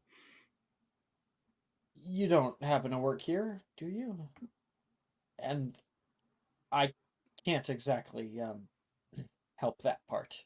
So it's only now, as May, that the realization hits you. You see the kind of gray eyes. He's constantly looking just 1,000 yards away, but his face is Oh, aimed toward you. Esme has a stone face the whole time, but you see the gears in her head turning. Of I shouldn't have said that. But she's not going to own up to it. She'll look at him and go, "Well, I don't work here, but it's impossible to find any books anywhere, so I will look in the back with you because maybe that's where they've hidden them specifically to annoy me, which seems to be what's happening." So the enemy of my enemy is my friend. I need books. You need books. Exactly, and honestly, I think if they see me with you, they'll take pity on me. So that will also help. So then she will grab his like wrist and just start leading him. Is it really that disorganized? And he's being pulled through Yes. the store. Dear Lord. Merlin's beard, he says. Must be because of the first year rush. I always hear a lot of the shopkeepers out here have struggle with it. Yeah, they should just make less first years, honestly. He chuckles at that. Funny. And I think did he get your name? Nope. Yep. So on the way back there, you guys reach the back. You can see like a table with a bunch of books piled up on it right now, like more than normal, looking like they have yet to be distributed. And then there's a door in the back that has like employees only on it, and you see a person walking past with a tall stack of books that goes past the door, the view of the doorway. He notices you. Just one second. Esme's gonna like arch her head sideways and go, "Excuse me, he's blind." Okay. And he has special books that are needed in the back, apparently. I just got it. And you hear a heavy thud as they drop all the books. Sorry, who's blind? He says, looking around. He's blind. That would be me. Nolan says, really, I think off-put by this is how this conversation's going. I have an order under Anderson. Sure, let me see here. Oh, you're one of our special orders. Oh, that makes sense. Yep. I'll just go grab it. Give me 1 second. And they leave. Thank you. I didn't get your name. Oh, it's Esme. Don't worry about it. Esme. Well, I've been trying to get through here for maybe the past 15 minutes, so. Well, they should have organized it better. I mean, like if they knew you were coming, they could have had someone like looking out for you. I mean, you kind of stand out, so I mean, I don't know why they aren't trying. With my mom and my dad, but they just kind of disappeared. Here, got it right here. And then the person brings out a little bundle of books strung up with twine. Oh, thank you. And Nolan comes forward and takes it from them. That should be everything. They're like leaving. Esme, you still need shit. I do. I guess. Oh, I think my books are back there too, because I can't find them anywhere on the shelves, and there seems to be no organization, which I assume is someone's fault. We've been swamped lately. Mm-hmm. Did you have a special order? No, but I just assume you have them back there. Like I don't know, like how big is it back there? There's got to be like extra stocks, right? I'll see what I can find. And I think Esme just kind of like gives him that glare, and he goes, and then you can hear Nolan Anderson. Someone yell Nolan Anderson, and a woman comes over with like cherry blonde hair. She immediately rushes over and kind of grabs him by the shirt. Where on earth have you been? I I went to go get my books. You knew that. I told you you cannot be walking away from us like that, especially not in Diagon Alley. Your father was worried sick. Father walks in. He does not look worried sick. Um, well, I didn't walk away. I turned around and you guys weren't there. I do not want to hear it. And Esme, I think that you're like, I don't want to be here. She's enjoying the show, but Oh, she's you're enjoying it, so you're slowly standing back. backing away as to not get involved. And you can overhear Nolan get in trouble with his mom because she's extremely protective of him. She thinks that this little blind boy just walked off, but what obviously really happened was that she got distracted. Nolan was not with them, and they got separated. And Nolan's like, I got the help of somebody, but and she looks around, and you're not really there, you're kind of in the background, and he doesn't know where you are. Her name is Esme. Well, that's all well and good. Stick with us. Goodness. And Nolan kind of puts his head down. Got the books. And they go off. Esther and Elaine, you guys have all of your books, meaning because it was nat 20, you guys are getting out of here some of the quickest, a little bit quicker than Esme. And stepping back out, 1 second. Stepping out from all of your respective stores, welcome by the captivating view of Diagon Alley. The sun-dappled cobblestones gleam, leading your gaze toward the bustling storefronts and chattering crowd. Suddenly, Esther, there's a commotion. Out of the way! You can hear a voice yell, out of the way. As you turn to see it, you see someone come barreling through the crowd and smashes straight into you. The two of you fall to the ground, and the boy rubs his temple. Oh. He starts to look up. I want both of you guys, please, to make a dexterity saving throw. I keep wanting to roll with Avery, but she's not here. Could I fail it if I push my sister out of the way? Yes. Okay. So you push Elaine. She's able to hold on to her books, and you are And hit. Constantine. Yeah. Precious Most card. importantly, Constantine. The boy looks up at you through dark, messed up hair. He squints and tries to find his glasses nearby. He puts them back on and sees the mound of books that lay strewn all around the ground from your cauldron. He goes to speak, but then you can hear over the top of the crowd, Wilfred! Wilfred, get back here! Oh, crap! The boy yells and picks back up to his feet, running Oh, no, off you further don't. down the alley. Esther takes off after him. SG! Elaine's gonna try to run after her and try to keep up. Make an athletics check, Elaine. Hold on.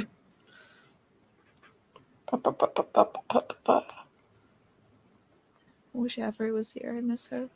Right? Me too. I miss her Oh. giving her absolutely terrible rolls. /R roll. I miss the other butt. I like this butt because this butt has given me 4 nat 20 portents. That is a 9. Separating the siblings. So Esther runs off into the crowd. Elaine, come back! You try running off after her and dotting through people walking. You hit into the soft pants of a woman with like scrubs on, and hey, Elaine! You look up and you can see your mother. Are you okay? Hi. What's wrong? Yeah, I'm okay. I'm all right. You got your books. Where's Esther? Oh, she got held up at the bookstore. She's currently stuck in line for hers. And we kind of, the camera pulls out and you can see like the heads of the crowd moving left and right as two people are cutting through it. Stay with me here until she comes back, okay? Oh, I want to go into I'm thinking that you two have been such good girls. When she comes back, we'll go to Weasley Wizard Wheezes. How's that sound? what is that? Oh, I suppose you're in for a treat then. Is it more magic stuff? I got a little pamphlet. It said it's a kid's toy store. A magic kids toy store? I've been just talking with Darius here about all the different amenities. Diagon Alley's been around for a long time. I'm surprised you're so calm about this all, it being your first time and all. He says, looking at Margaret. I don't know. I was told originally with the little letter from Elaine and Esther to Hogwarts, and I am just gung ho about it. Amazing what you have out here. I thought that our school was perfectly fine. Well, we did have a bit of a struggling semester there last semester, didn't we? No, yeah, but we could have transferred to the middle school. This is why we're going now, Elaine. I don't want to be hearing about it more. Okay. Alright? She'll hold Constantine tighter. Stick close. Okay. She's like, what were you saying about your work again? You're one of the professors. You look so young, though. He's like, I was hired briefly after um, my graduation, but I assure you, I'm fully qualified. What do you teach? I teach transfiguration, and sorry for the layman. That's changing one thing into another, or changing the status or attributes of an object. That sounds very technical. Very. Um, is it? Does it have a lot to do with like the body, or like medicine? Oh, he sees the scrubs. Not quite. Well, it sounds like it could be used for that. Better men have tried. I wouldn't recommend it. And you can see most of the people are beginning to gather up now. Professor Milne says, "Oh, 1, 2, 3, 4. Can everybody stay still? I need to count heads. 1, 2, 3. They're all here. Let's just move on. Oh, sure thing. Professor Milne will pull the group forward down the way. Milne moves the group further down the road. You can see so many places open up to you, namely Weasley Wizard Wheezes. It explodes into view like a box of enchanted fireworks. The exterior of the shop is a sensory riot, almost aggressively so, reflecting the playful irreverence of its twin founders, painted in garish shades of purple and orange. It stands out among the more subdued facades, drawing in customers with its audacious look. At the top, a giant mechanical likeness of Fred Weasley tips its hat, winks mischievously, and even occasionally sticks out its tongue to passers-by. Um, the alley is alive with color and noise, children's squeals echoing off the walls as they run with ice cream scoops in hand. And Professor Milne tries to herd your group into Madame Malkin's robes for all occasions to get your uniform. Meanwhile, Elaine's mom realizes Esther hasn't come back in a little while. I'm gonna go check on her. And Margaret, why don't you go to Madame Malkin's for now, dear?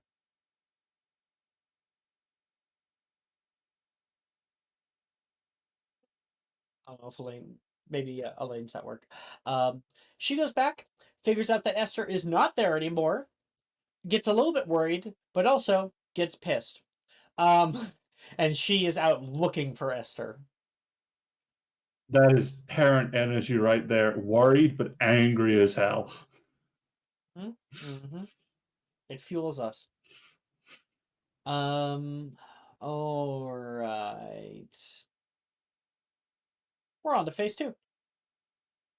Let me show you guys some options. Oh, you know what? That's a perfect time to take our break. We'll be back in 10 minutes. Okay. Yeah. Oh, will we? Oh, will we? Are you looking for that perfect gift for that tabletop role player in your life? For that podcaster? For that little sister that keeps going on and on about shiny math rocks? Well, look no further. OBP Musical has you covered. Original theme music for your characters, worlds, podcasts, and more. Has your bard written lyrics about a party member's tragic demise? Let us compose to them. Or better yet, let us write those lyrics for you.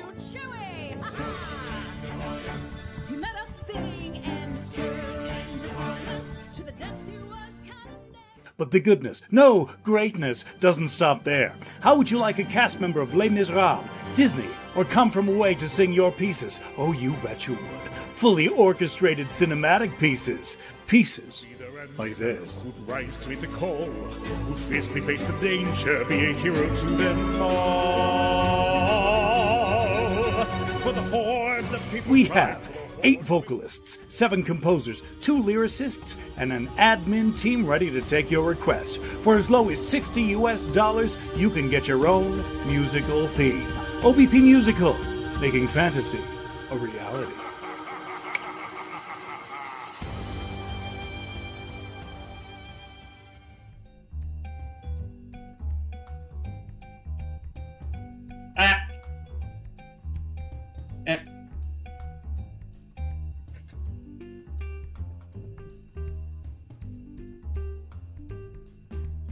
I'm actually twiddling my Lego wand because I'm bored.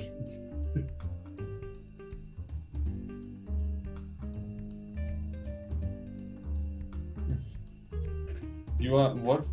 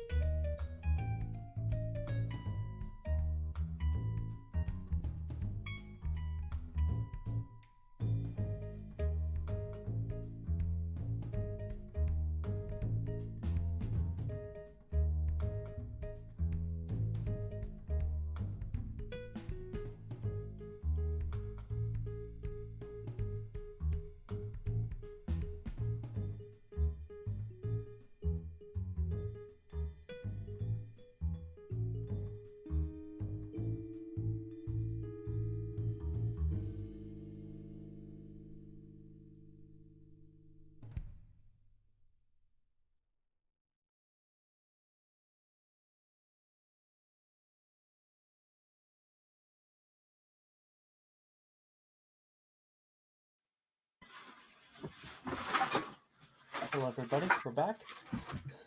Hello. Hi. Oh. Hello. Hello.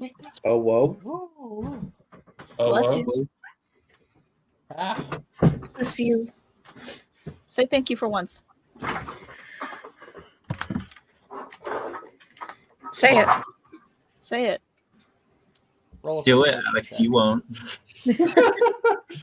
Jess, you have expertise on this, Can and I you're a give- level 20 wizard. Can I give them a D4 on this? Encouraging words. Can I give them some encouraging words? Help action? I should get advantage for reasons already. Yeah, yes, Jess, reasons. Thank you. Can I get flanking on this? I don't do it like your rolls. I have poison resistance. Does that play a part in this? You not I have following I have dark dark vision. rules. I have dark vision. I have dark We- vision. Want to die. You take calm effect. And that's why I don't run D&D. Can I take passive? Can I use passive perception instead? Use passive perception. Okay, can I make an intimidation check instead of persuasion? Yeah. Can I use strength as my intimidation check? Jess, what'd you get? So that's like a 15 with advantage, and if I have expertise, I'm a level 20. That means that it's a 32. You also have a D4 just for more pain. Oh, I have a D4. Hold on, let me roll that Yeah. D4.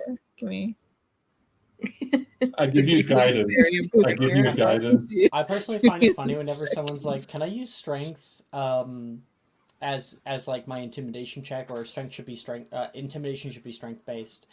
And I'm like, "Oh yeah, okay. So you got a big guy coming up to you, just big muscles, you know, like taller than you coming up and Intelligent.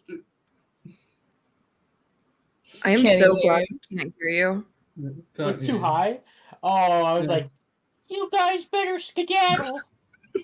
Here's the thing, though. Intimidation could technically be any stat, depending on how you play it. Perhaps you can intellectually talk them down. Yeah. Okay. So That's a I said 35. thank you. Where were we? Right. Weasley Wizard Reese's is there. We've got Madame Malkin's Rose for all occasions, and there are a few other shops. Allow me to show you. Yes. So I already know where Esther is off to. That would be Weasley Wizards. Meanwhile, there's plenty of other places. So Magical Menagerie is still available. If you want to go there, there is Madame Malkin's Robes for all occasions. The Junk Shop is kind of fun. You can get some cool stuff at it. I have a question some about the robe apothecaries. store. Does the robe store sell hats? Madame Malkin's Robes for all occasions. No, they do not sell hats. You have to go to Diagon Alley to McHavelock's Wizarding Headgear. That's Not for now. crazy. All right, How mission does, a failed. how does a clothing shop not sell hats? It's Guys, robe, take it, not Ito hat. said that's crazy. But while you don't have to go there, like, in character, you could show up next episode with the crazy fucking hat. I will do that. I'm going to the junk shop then. Junk shop, okay. It's not the funk shop, by the way. That is a J. It just also has a line through it. It's the funk shop. It needs It's to the sell Jafunk the shop. best. Junk way. He read your mind, Estelle. Or I said it while I was unmuted and he heard me. So we've got Esme going to the junk shop. You know where the Irwood sisters Yeah, are. we want to see if this goes the way we think it might. Where are you guys going? I don't know. Oh, right. Yes, I do. I do know. Okay. That's Irwood Sisters. Elaine, your mother does leave you to go find Esther, so... Oh god. Most of the group's going to Madame Malkin's. Where do you want Can to go? I like It's also the ice cream parlor available. not intentionally, because intentionally wouldn't be like in character, but can I like try to wander towards a less crowded part and end up in Nocturne? You're going to have to still make the stealth check to see if you can evade Professor Dildero's watching gaze. I'm fine with that. I have expertise in it. You have expertise in stealth? I do. Damn. How? I'm Skill curious. expert. Fucking course. So that's +4 base, and then +6, +8. Okay. Da, da, da, da, da.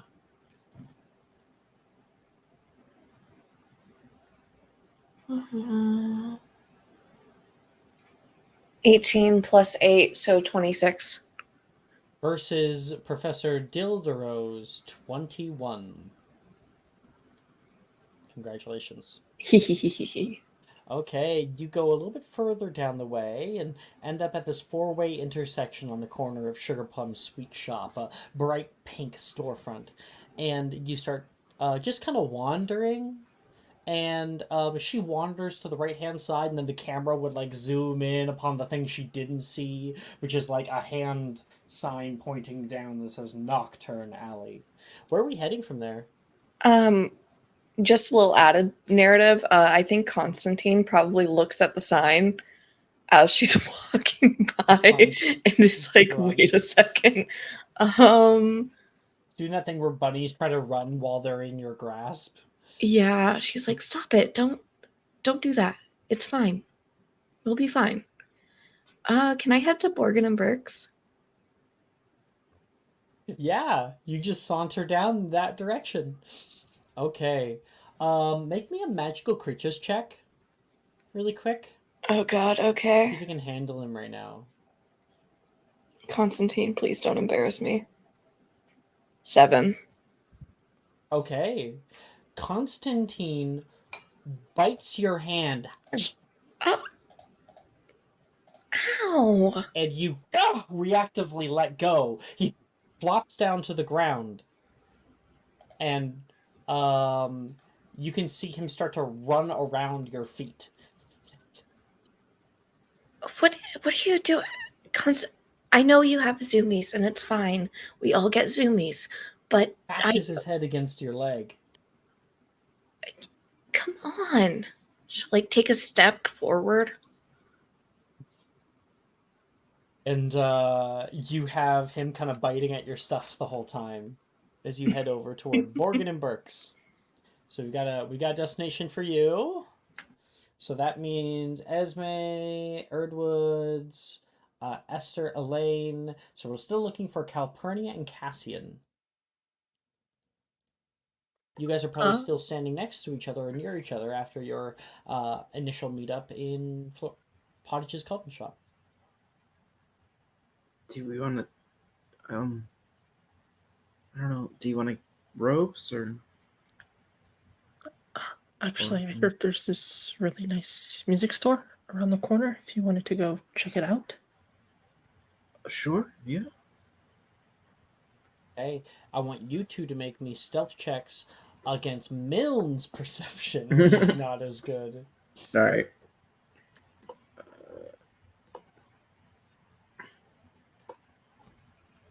The DC is 10. Our skill. Stealth. 13. Ooh. The average is over 10. Yeah. Yeah, I get it. I'll flip a coin then. I Okay, don't think either of us can give you a D4 here. Cassian. Heads or tails? Yeah, we'll go heads. Heads it is. Let's go. So, but like, I think Professor Milne catches a glimpse of some like robes passing as he's holding the door open for everyone. You guys get in line up. Be right back. He starts going off, trying to look for you, but isn't sure if he actually saw anything or not. So we will see you again in a bit. Okay, and you guys are moving into the Carpet Market, or about to be, which of course is this place up here.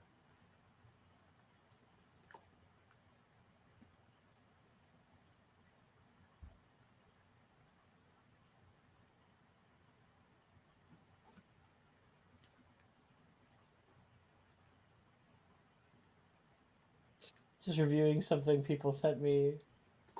Chess.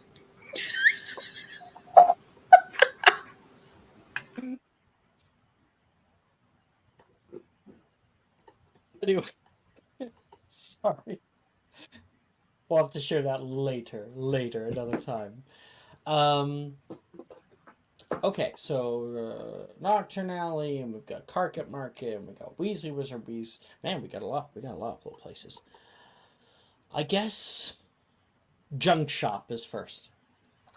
Esme. Let's find it here. The Junk Shop, as you enter inside, is a it looks like some kind of like antique store through the windows. And inside you see a mountain range of odds and ends. Oh. Secondhand items and discarded treasures. Cluttered stacks of items rise precariously, casting labyrinthian aisles in a semi-permanent gloom. It's an Aladdin's cave of the worn and forgotten. Battered cauldrons, cracked crystal balls, tarnished silverware, moth-eaten books, and rusted broomsticks. The very air itself feels heavy with the memories of objects once loved, now discarded. A voice can be heard yelling back to a friend from the shadowy depths of the store. "You never know what gems you'll might unearth here. Look at this," he yells. And if you want, you can spend 1 galleon to find 3 items. You can only do this one time. You can't spend Yes, like 10 absolutely. galleons. But Yeah. as Esme walks in, she'll say, "Wow, this place is organized better than the bookstore." You actually hear a hi-hat nearby, and there's someone who's found like a drum set. Sorry. It's not called a hi-hat. But that's a hi-hat. No, it's not. No, That's called a rim shot. The Yeah. entire It's called a thing is rim called shot. a rim shot. That is a rim shot. you're hitting the You're hitting a hi-hat, but No. the entire sequence is called a rim shot. I don't know if I Oh, want to you- say anything that contains the word rim and shot. Why are you scared? That's Yes. pony jail for you, not the rest of us. Listen, we've all had our rim shots in our time. Anyway, what dice am I rolling in? Sorry, 3 times. You're rolling 3d600. Okay, That was funny. I don't. Oh, okay, I've raised back. I can. I was wondering how to do that with the other ball, but that's okay. 600, you said? 600. Every my beloved.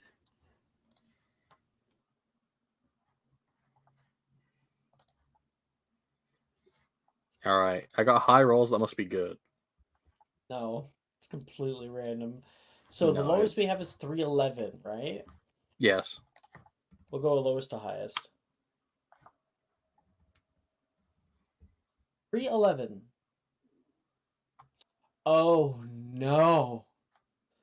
Someone's rolled this before. Is it the You birds? find, huh? Is it the birds? Kind of? Yeah. It is a chicken egg that will hatch out another chicken egg every 21 days. This egg will, in turn, hatch another chicken egg in 21 days. This effect lasts until the one of the eggs is boiled.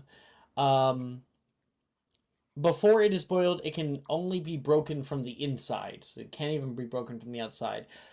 It's very quick. This is an exponential curve of chickens over the Good. coming years. I will be keeping this. The cursed object, really. And then we had 511.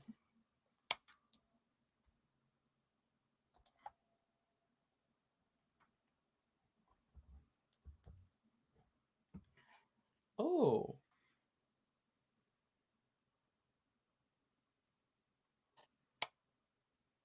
Esme, you find amid like a little section that has rings on it.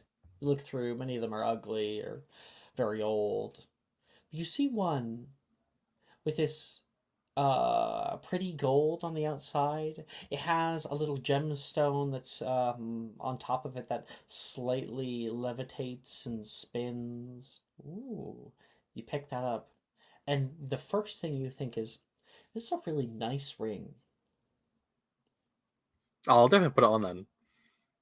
Yeah, it's a very nice ring. Gain the nice ring. Anybody who sees your ring feels compelled to compliment you on it. Oh, we're Say, so back. nice ring. Is this all the junk shop is? This is Yes. wondering. I Brooke shall got visit that. this. I can't stand this ring. Brooke got that once too. Yeah. This fucking ring. Well, Brooke rolled a golden ring that is impervious to all damage, and I was like, No, I got the ring. exactly. That's what it said on here, so I was like, that's the one ring.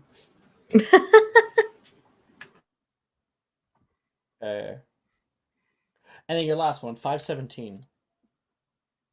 Oh my gosh, another egg. A golden egg that wobbles every once in a while.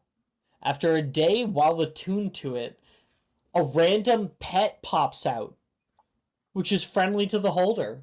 I'm gonna attune to the egg, Alex. Taking a I don't know what this is. It looks like a Fabergé, you know? Every Mother like that. session, I will be asking what my pet of the day is. No, it's not. It's a one-time thing. It's a one-time thing. But I keep the pet, right? Yes. Hell yes. I feel like you should let Ito have it since he isn't a Majizu and can't. I can't. I have no use for exploit it. So literally, No, I'm like, not doing this. No. It's a one-time thing. it's okay. Whatever pet I get, I'll be happy with. And that's your 3 there. And yes, Estelle, there are 600 of these stupid fucking things. Which is the dumbest, just off the top of your head? Well, I see 512, a metal fork, but the prongs move occasionally. Yeah, That's that'll useful. do it. If you're eating noodles, that's good. Just imagine you bring your fork down to the plate, and the things go. Ugh. They go Pick up limp, some they stuff get for you. performance anxiety. Like they used to have this for super noodles in the UK. I'm so sorry about this diatribe, but they used to. They had a contest where they would give away electric sporks, and it was a spork that you could hit a button and it would start spinning. It was my most prized possession as a 12-year-old. Where have I seen those Oh. before? I I've feel like that's seen an them. accessibility item, but I don't. Given I don't know how fast the spinning could possibly go, I'm not sure how that would even. I've seen work. someone who's overcharged one of those and it just spins super quick. The fork of death. It just gores whatever you try. I remember someone hypercharging it and then using it to eat cereal. Yeah, hold on. Let me hack my electric sport. I don't have a spoon. Let me get the fucking soldering iron. Let me hotwire I mean, one I of guess these you could take the babies. motor from a toothbrush and then put it in, and that would do it. Oh Christ! Wouldn't it be easier to make the fork into a spoon than to motorize it? No, Can't even see the. I can't find this online, so I don't even know It's what you're talking real. about.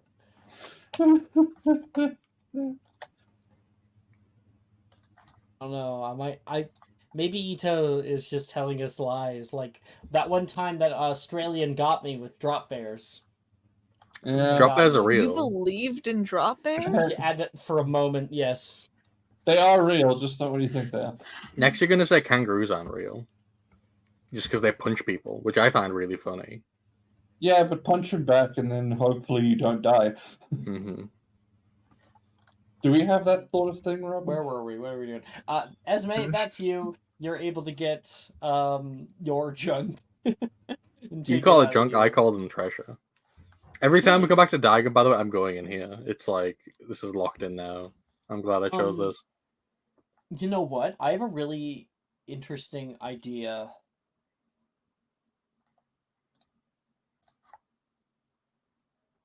How do you roll me something?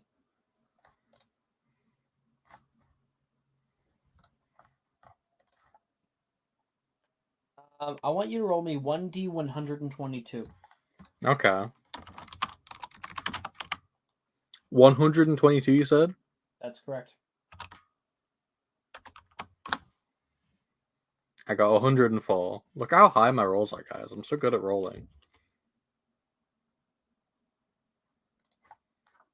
The fuck is this? Oh boy.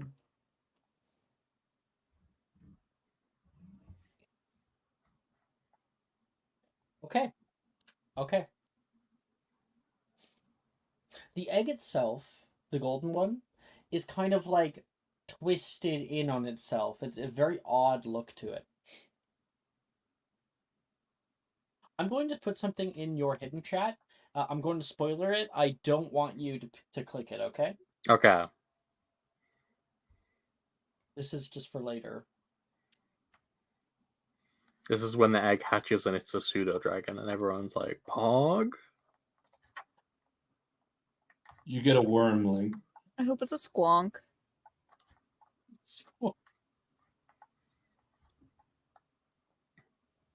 I I can't get love that over it. creature so I much. can't get over the squonk.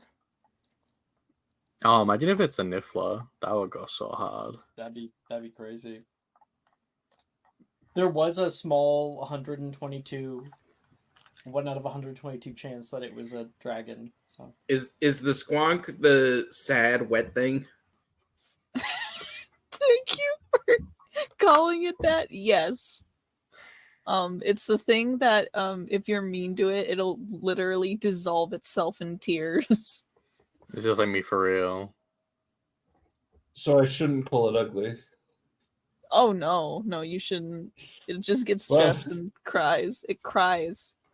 That's Let's actually see. how your how hunters track it. They just follow the tears, and I'm not kidding. That is legitimately in its description.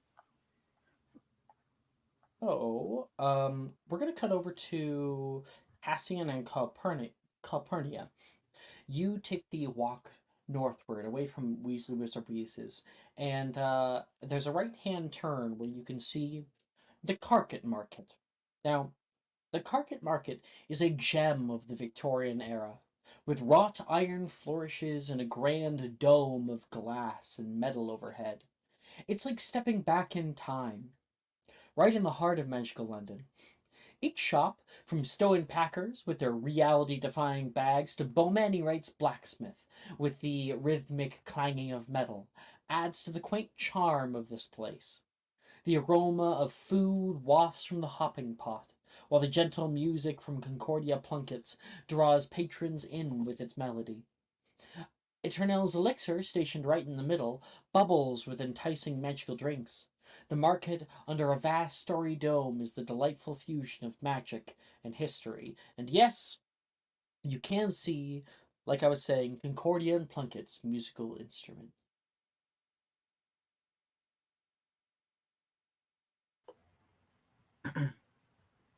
My dad would love this place. Sort of his vibe. My mom bought me here a while ago. It sounds nice. Is she nice?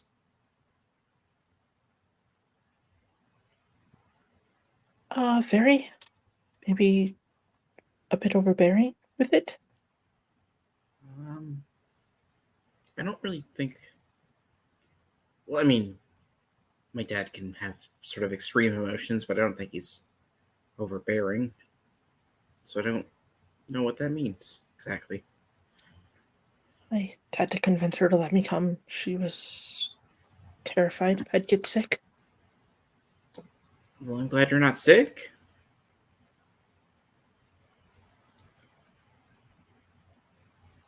Not yet, anyway. I tried not to touch anything weird. We're walking and talking. You guys enter into Concordia and Plunkett's, and inside, past the ringing entryway, you can see a sort of U-shaped shop. There is glass cases all around, like a long countertop with different different instruments, some that are strung up on the wall, like guitars. There is a set of, what is it? Drums that are on the farthest side. You can hear somebody just bang, bang, bang, bang, bang, creating as much noise as they possibly can. And you can see an old man who's overlooking it and kind of difficult to hear. He looks over and sees the two of you entering. Welcome! If you have any questions, just direct them to me. He's yelling over the sound. Yeah. Do you have any instruments you like? Mainly the piano, but I'm looking to get into the guitar. He says he kind of browses a rack of them. By the way, in the background, the person who's banging the drums and looks to her mother to be like, "Can I have them?" I don't think so. Is Sersha. In the background. My dad plays piano and violin, so I'm sort of used to music being around.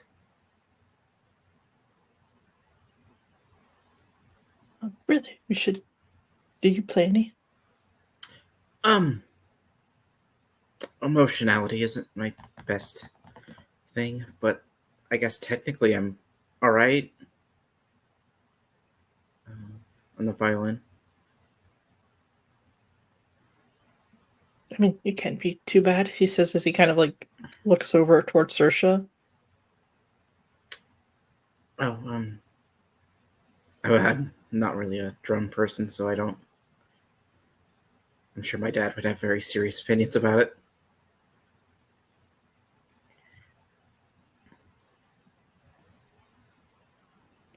He's like, oh,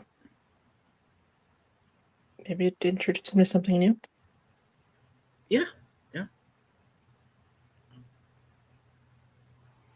What kind of music do you like? Anything, really? Classically trained mostly, but I found I've really liked rock recently. Okay, yeah. My dad, he plays pretty much anything too. So yeah.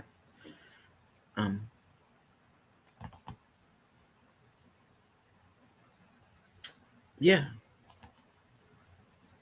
What are you guys currently looking at? Like, Cassian, have you found an instrument? He's like just picked up this blue electric guitar and he's just kind of playing random chords on it.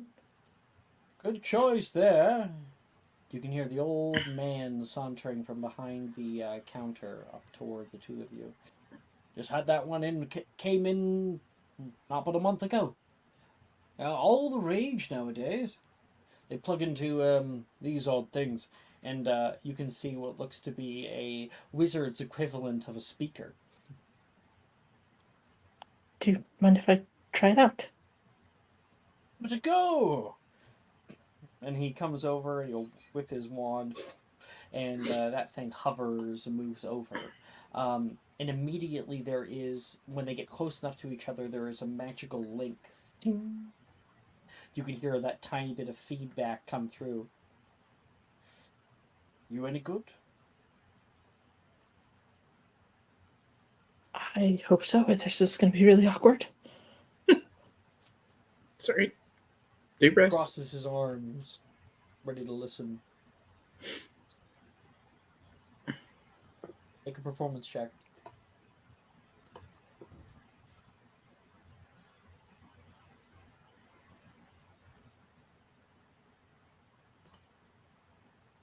I immediately opened the rolling category and saw 104. And I was like, huh?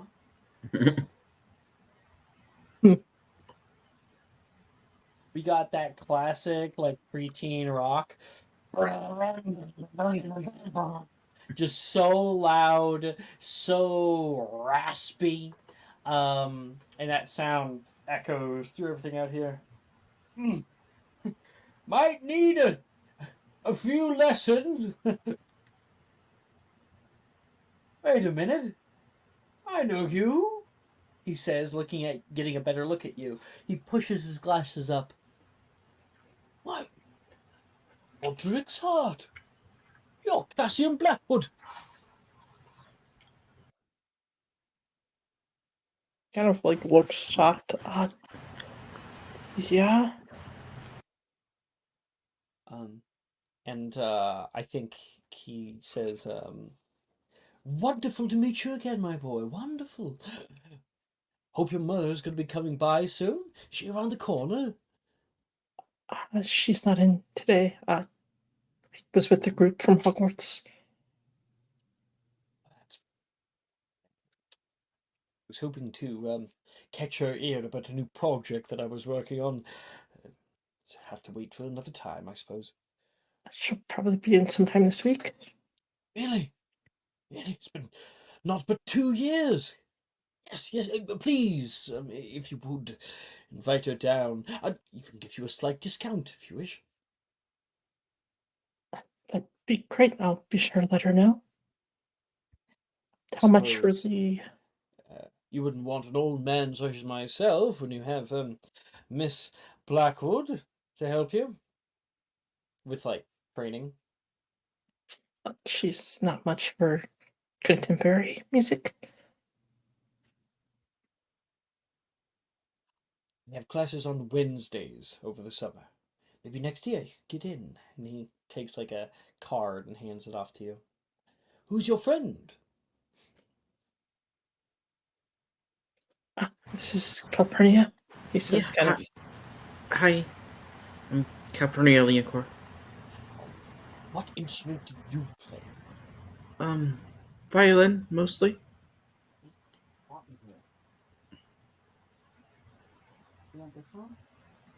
No.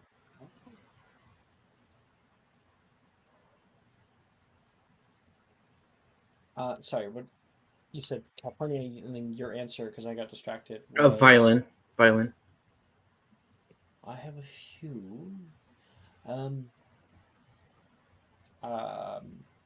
he's like looking at you and kind of measures with his eyes what size, and he goes to pull down a violin for you. And Calpurnia, what does it look like? Yeah, it's probably more of a light brown, a little speckled like wood, but like very, very clean finish on top of it. Let me see if I can find an example. This little violin that he hands you brims with excitement and life. It has such a personality to it. He hands it down into your hands. Okay. Do you want to try playing it? Yeah, if I can. Give it a Set test. a performance. Performance. Okay. It's just a straight D20. So let's do that. It's a 12. So I would say that she's probably technically correct, but there's not a lot of emotionality behind it. It's like you have very good rhythm. You're keeping Yes. in with the time. But I don't have the Jazz feel. there. I don't have the feel. Not bad. Not bad at all. And Thanks. he will say the offer is open to you as well. And he hands you a little card. Oh, too. Yeah, of course. Should I hand you my card too? What? I'll pull out a pamphlet with the card attached. Oh, is this like a spew thing? Kind of, but for vampires. Vampire. Yeah.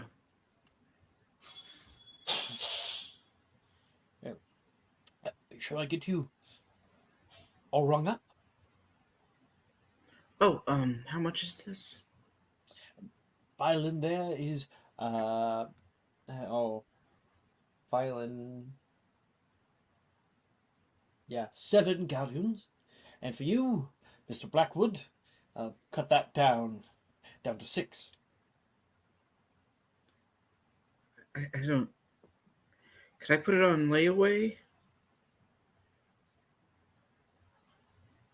How about I take what you have today, but I set it aside for you, and you get your parents to send me the rest, and then I will ship it off to you out at Hogwarts. Okay, I can do that. I'll send. I'll hand him my 1 galleon. Well, that's a down payment. I think it's gonna be like, I'm also a bit short. So he like hands over 5 of them. He hands you back a galleon. Keep this for the train ride. Thank you. Okay. And you guys are able to get your new instruments. Hey. Whee. Okay.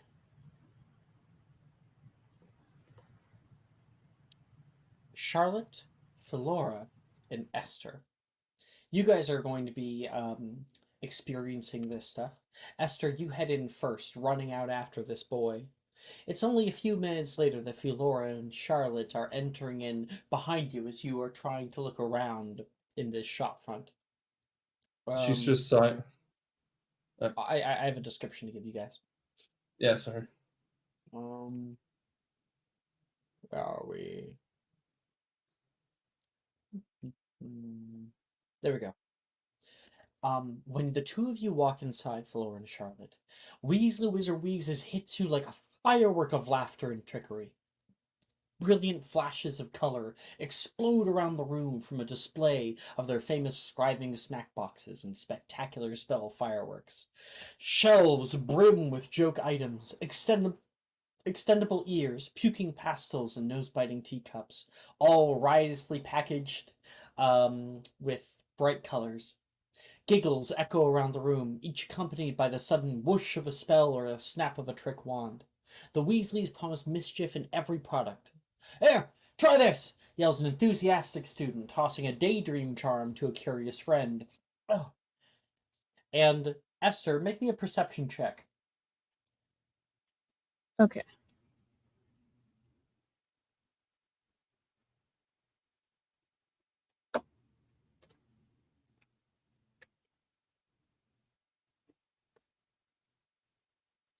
Okay. Oh no, it's Elaine that has inspo. Esther, what Esther doesn't see initially, up above, on the second floor landing, you hear the erupting bellow of an elephant.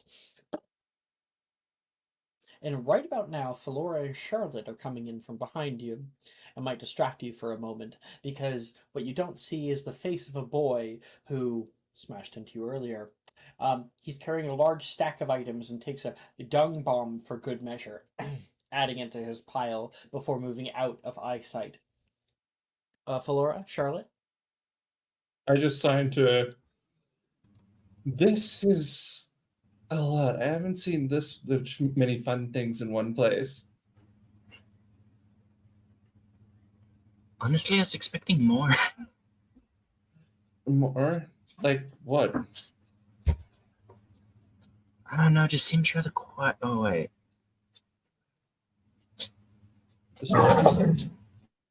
She's like about to sign, it seems rather quiet, and then she just stops and stares down. Oh.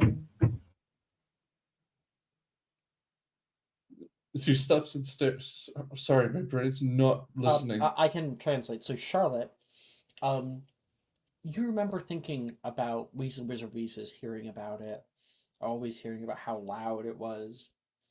Now you're finally here for the first time. Things have changed, though. Charlotte begins aside. I thought it would be louder. And Yeah, that's what I stops halfway couldn't. through. That's why I couldn't hear. And she just signs. It's over. It's a really overwhelming noise. It's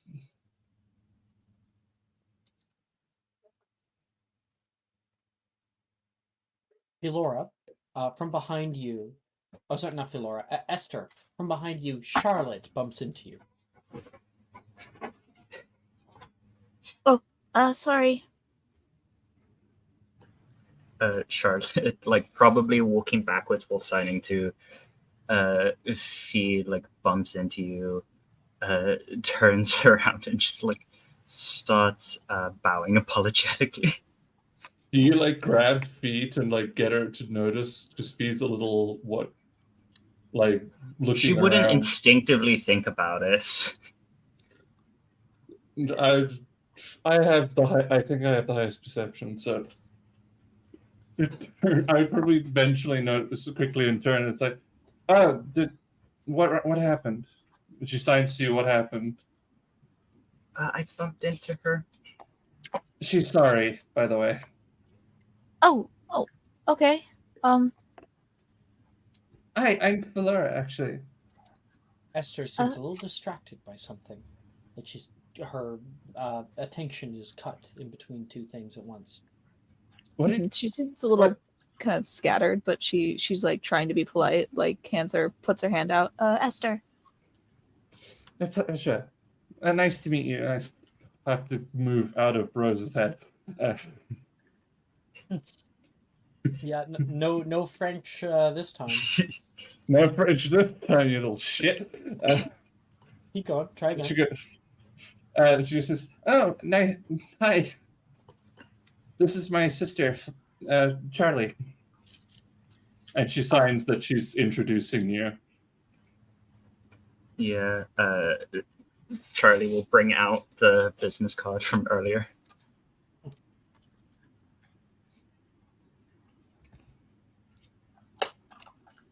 Oh. We learned a little bit of sign language in school. I'm not great at it. She just kind of signs sorry. I was going to explain the motions, but then I realized that I would have learned ASL, and you guys probably learned something different. So, because I know it's different in different parts of the world. ESL, so yeah. We have SASL, that's African Sign Yeah, Language. down here we have SASL, but these two would use BSL. ESL. Yeah. But there should be quite a bit of overlap. Yeah. It's your dominant hand moving in a. What's my brain? You have it? Clockwise. It's your brain. It's your fist. Your dominant hand fist moving in a clockwise direction on your chest. yes, specifically ours is that's the sign for S. So we move it across our chest. Yeah. Why are you eating a whole head of lettuce? So that's. Oh, okay. Okay, You don't say. it did look like a whole lot of lettuce. Don't tell me I'm crazy. Oh, like this. Yeah, A little bit, it looked like you were just rawing a fucking lettuce. I just looked over and I saw you just said that you were eating a whole I head of assume lettuce. this is a I'm like, delicacy in Canada. it's like I didn't even question that was the thing that was happening. I was like, why? That's because I'm very trustworthy and believable. That's true. Nice. This is the two things that I know about you. Mm-hmm. Anyway, When you sign sorry, Charlie's eyes like brighten up. She gets really happy and she'll sign back. It's okay. Esther, I'm just wait. I want you to make a little check to see if you know what she's doing. Maybe history magic? Wouldn't Oh, Muggle me? studies make more sense? Oh, Muggle studies does make more sense. Muggle studies. Okay. Surprisingly, despite her upbringing, she does not have proficiency in Muggle studies. 5. You're not really sure what Charlotte just like responded to you with, but yeah. You can tell she's happy. She like okay, she kind of gauges that and then like signs gay. Gay? Yeah, it's like that like the happy hands. That's what how they described it to me once. Laura just quickly goes, "Why? What? Just what are you trying to say about me or us?" I don't know. I thought I was sounding excited. Elaine's a lot better at it than I was, to be perfectly honest. Yeah, I don't think that was excitement.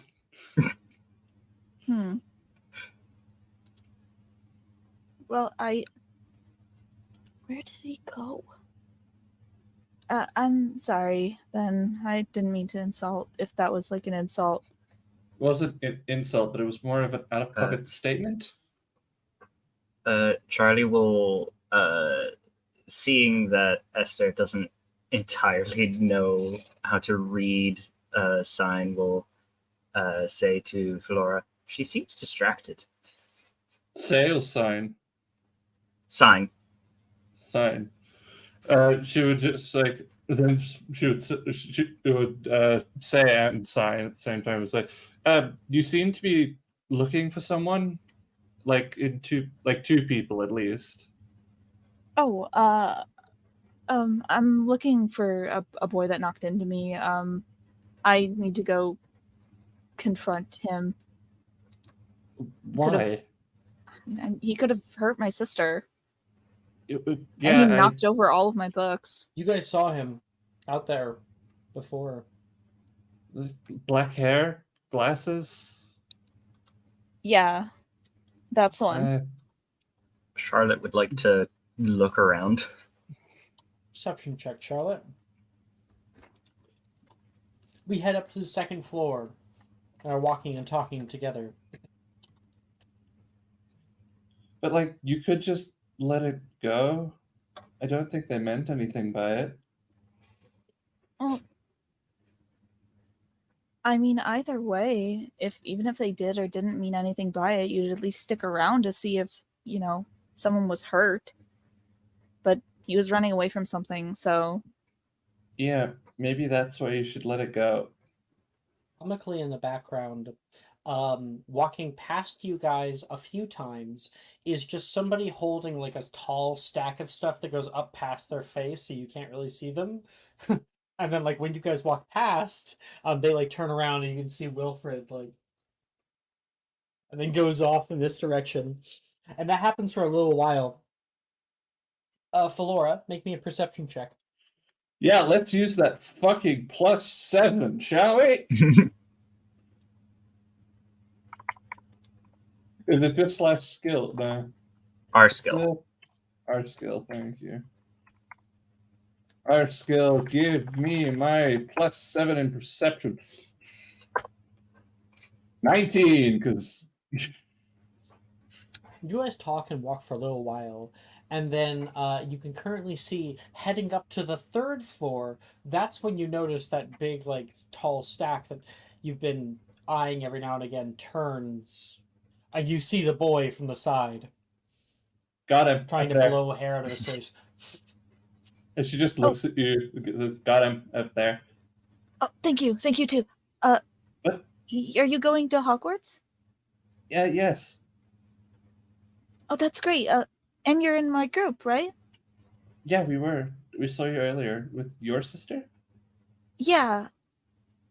Which one looks older, you or her? I do. Elaine? You look a lot older than your sister. How are you two going to school at the same time? Oh, I didn't make the cutoff. So I had to wait a year. Yeah, well, we're obviously twins. Oh, I was gonna say that must be nice, but knowing my sister, I don't know, maybe I just never get away from her. Charlie's gonna sign to Fee. He's getting away. And Charlotte's just gonna point. Get him! He's running. Oh, thank you! And she like books it. He's carrying too much. He's slow, like a wounded animal. I just signed to Charlotte. Shall we observe from afar? Sure. Let's. And Let's. Charlotte and Philora, is there anything from Weasley Wizard Weezes that you guys want? There is. It's really out of in.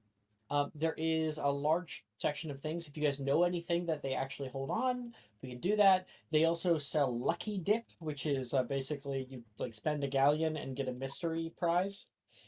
That might be less than a galleon or more than a galleon in worth. Yeah, I would do a lucky dip just for the fun of it. I Yeah. don't have Same, much. same with Charlie. She also wants to get a like one of those confetti things where you pull the string and it just shoots confetti. Fuel sign. Do you mind paying for a lucky dip for me? I have to use most of the money Dad gave me for the books. I don't mind at all.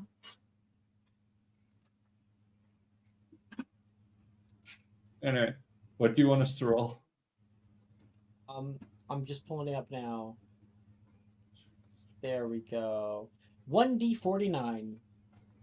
Here we go.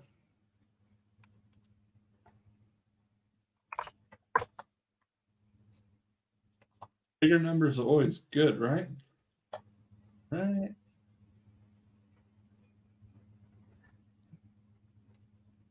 I got 22. And 29.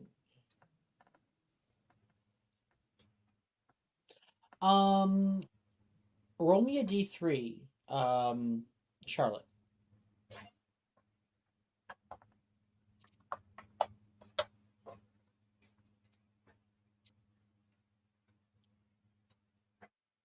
Two. Okay.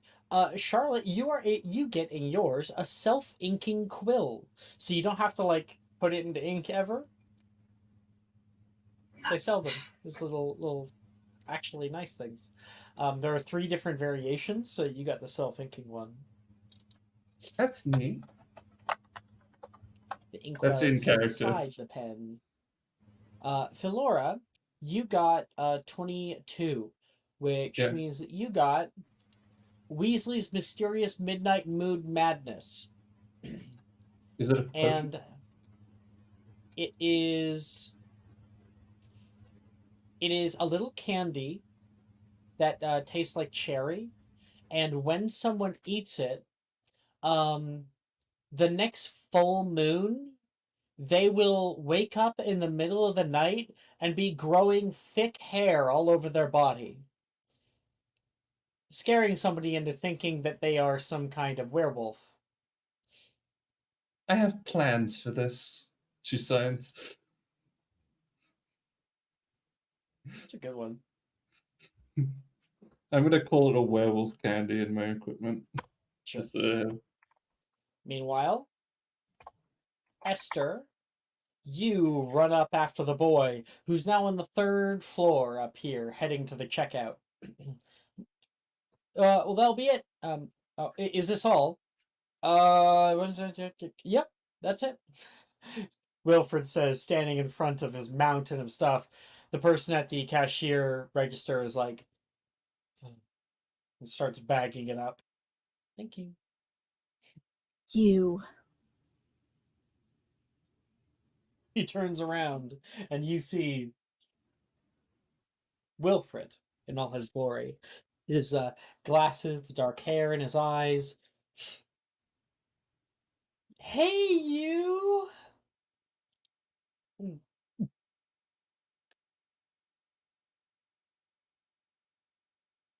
That wasn't very nice. No, it wasn't. And I can tell you're mad. I wanted to say, I wanted to say sorry. I just got distracted, so. Dung bomb? He takes from like his pack, hands it to you. What is that? A dung bomb. Oh, you've never done a dung bomb before? Okay, so they come in little packs of like 3, and you take one of these little things. Do not squish it in your hand. Be very gentle with it, because the moment that you throw it down, And or you can pull the little thing right here, have it be a little more delayed. It explodes outward in a big stink cloud.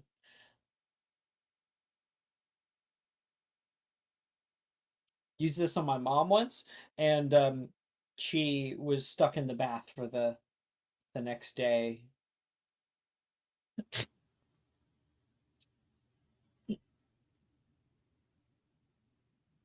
There's like she like kind of looks at it. There's a little bit of a twinkle in her eye. You'd give this to me? I mean, I wasn't really out, just wanted a sorry. Honestly, I thought you were gonna beat me up. Why would I beat you up? I don't know. You live out here? No. Oh, you're not a local. No. Don't usually, like, all wizards live out here? Oh no! I mean, there's plenty of different places wizards live. There's Hogsmeade, there's Upper Hogsfield, and there's well, Diagon Alley, sure, Nocturne Alley, Godric's Hollow. Oh. They're like just like wizard communities? They don't just live in. Have you gotten out of the house much? Well, not really, but also I'm not a. Well, my mom's not a wizard, so. Here are your things. Next. Oh, okay. That's a lot of stuff. Do you want me to help? No, I got it. I got it. I think if I try to put it on like a backpack, I might be able to. Is that person that you were running from earlier going to be a problem? In here? No, this is like Switzerland. But then how are you going to get the stuff out? Very carefully. You could, like, come along with our group. I'm sure you'll blend in. Professor You Milne. haven't been here before. Yeah, we, a lot of the other, like, kids and stuff are getting taken around to get our stuff for Hogwarts. Oh. Oh. I already grabbed most of it.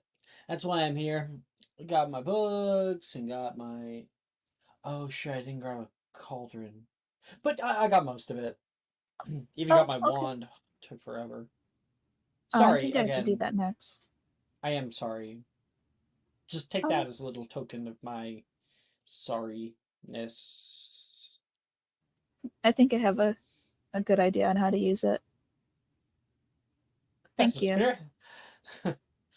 Wilfred, Gideon, by the way. Wilfred. Esther. Just Will. Wilfred, Will. Esther. S, if you want. S. All right. Noted. I'll probably forget. Okay. No, I won't. It's locked in. Are you sure?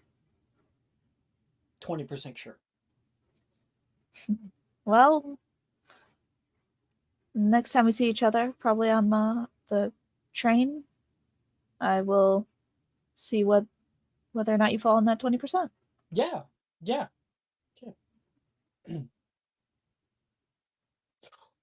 See you around, Will. Thank you. Yeah. He like looks up thinking you had already left. And she'll wander her way back down. Okay. Lastly, Elaine.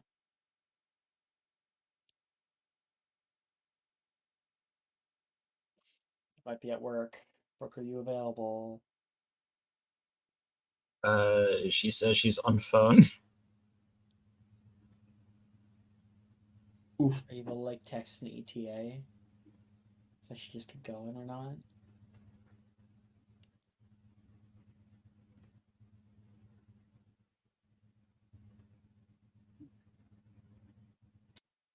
I still got nothing.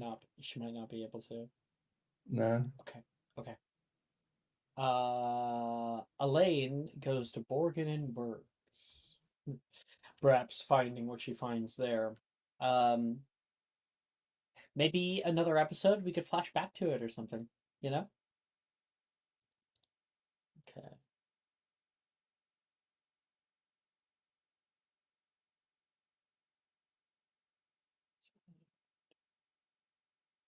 Just finding our place here. Okay. Everybody finishes up in their respective stores. Calpurnia and Cassian walking down towards Sugar Plum's sweet shop, and on your right, you can see the door open to the junk shop, and Esme comes out holding some kind of golden object and sees you and stuffs it into her bag. Um, Flora, Charlotte, and Esther are walking back into the main area here over by Diagon, and Margaret finds you. Esther Frost! Is that your mom?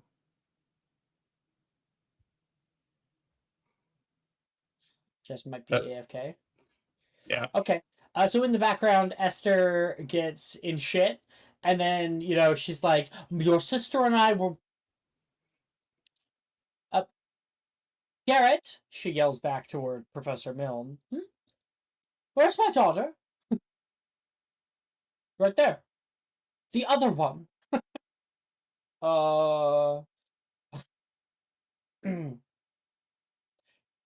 thought she was with you, he says.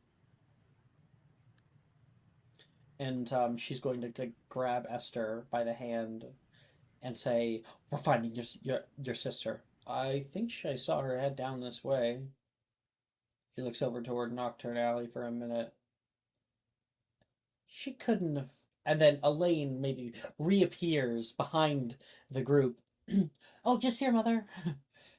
"Oh, oh, I thought I was going to lose both of you in one day." And says, "Oh, well, come on, everyone. I think we have everybody. 1, 2, 3, 9, 10, 11. Yep. Last thing to get on our list, everyone." "What would that be, Professor?" Darcy asks. "Why, a wand, of course." Actually, I'm going to change that. Dildero says, "A wand? How else are you supposed to cast magic?" Uh, I have a wand. "Good for you," he says. Yeah. That was, of course, So Dildero. And the entire group begins walking over down to Ollivander's. Philora, your sister, starts walking with them. And you can see on the right-hand side a few different places. And Obscurus Books. They have your special order. We just retconned it.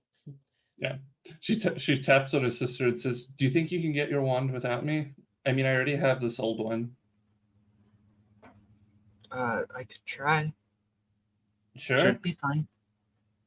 All right. I need to pick up the books. I'll come back as soon as I can. Okay. And she goes into Obscurus Books. It is a dark black storefront. Inside, while everyone else heads off to Ollivander's, there is rows upon rows of fiction and non-fiction books. The non-fiction books are down here on the first floor, and then there's sort of a overhanging second floor balcony that has stairs on the right-hand side. You can see kids and young adults up there looking through the fiction section. There is a black painted countertop and a worker who's currently handing in through customer after customer. And you kind of wait in line there for a little while. And eventually you're able to get to the front. "Have a good day. How can I help you?" She would keep signing as she speaks. She goes, "I need to pick up an order 4 books under the name Erward." "I'm sorry?" She's like a little confused at the movements of your hands. Uh, I need to pick up a special order for Erwood, Morgan Erwood, Mm. if that helps. Do you drop the signing? No, she just continues. I think there's like a Erwood, let me 1 minute. They'll go off toward the back for a little while, and you can hear a huff from behind you. "Ugh, come on, I'm waiting this time forever." Behind you, Yeah, there's a girl, dark black hair, light blue eyes. It's Janice. Yeah, and she goes, "Yeah, but I need those books." And I'm not complaining at you. It might be better if they had multiple people working here. Seems like it's just Look, the one. you can't doubt that. More employees would make it go faster. And then person comes back. Erwood, have you right here? A few self-speaking books as well. Oh no, a few. Wouldn't be self-speaking. It would be. There would be more like the way we've thought What's of it. special about these books, Estelle? They are actually wizarding sign language. They have all the signs that would be needed for use in the wizarding world specifically. But in them, for each sign, the pictures are printed to move to show the sign of the author moving, showing each of the signs for all of them in more like a picture book that way. And you're able to pick up that order. You Yeah. look down at it. This should help out a hell of a lot, seeing as you're going to be having to learn more and more signing for Charlotte. In the She coming just years. sighs. She looks at how these like thick books. Like a dictionary. Yeah, she sighs, picks them up, and goes, "But it's." And she just starts like moving off. In the background, Janice kind of eyes this book, and you head off. Janice is next up. Finally, she says, and that scene cuts. Brooke's back, by the way. Hello, Hey, Brooke. Brooke. Hi. Sorry about that. I don't know why people aren't doing their fucking job, but you know, it's whatever. No. I feel you. It'll be okay. I'm Deep breaths. so irritated Oh. with the people I trained with because how did we train at the same pace and everything and I'm still miles ahead? Let me Hush, know. little sister. Hush. Be calm. I am calm. I have Constantine. It's fine. Who is not calm in the slightest right now. He's our ESA and he's not being very supportive. Oh, he's being supportive of you not getting stabbed in Nocturne Alley. Mhm. That's what he's being supportive of. I'll find my notes here. There it is. So, Elaine, turning from the vibrant life of Diagon Alley, the shadowy entrance to Nocturne Alley looms. You find yourself in a stark contrast, the laughter and chatter fading into an unsettling quiet, broken only by whispers of passers-by with their hoods up, obscuring features. The buildings rise much higher down here, choking light from above from hitting the alley's cobbled paths. Dilapidated shops and stalls, some no more than shacks, line the crooked, narrow alley. The signs swing ominously, promising dark artifacts, rare bones, and mysterious potions. It's an eerie tapestry of dark magic and forbidden secrets. Crossing, to crossing through the alley, you are trying to find your way out when you can see a storefront with wooden and rounded windows, odd curios lay within, and the sign says Borgin and Burks, EST 895.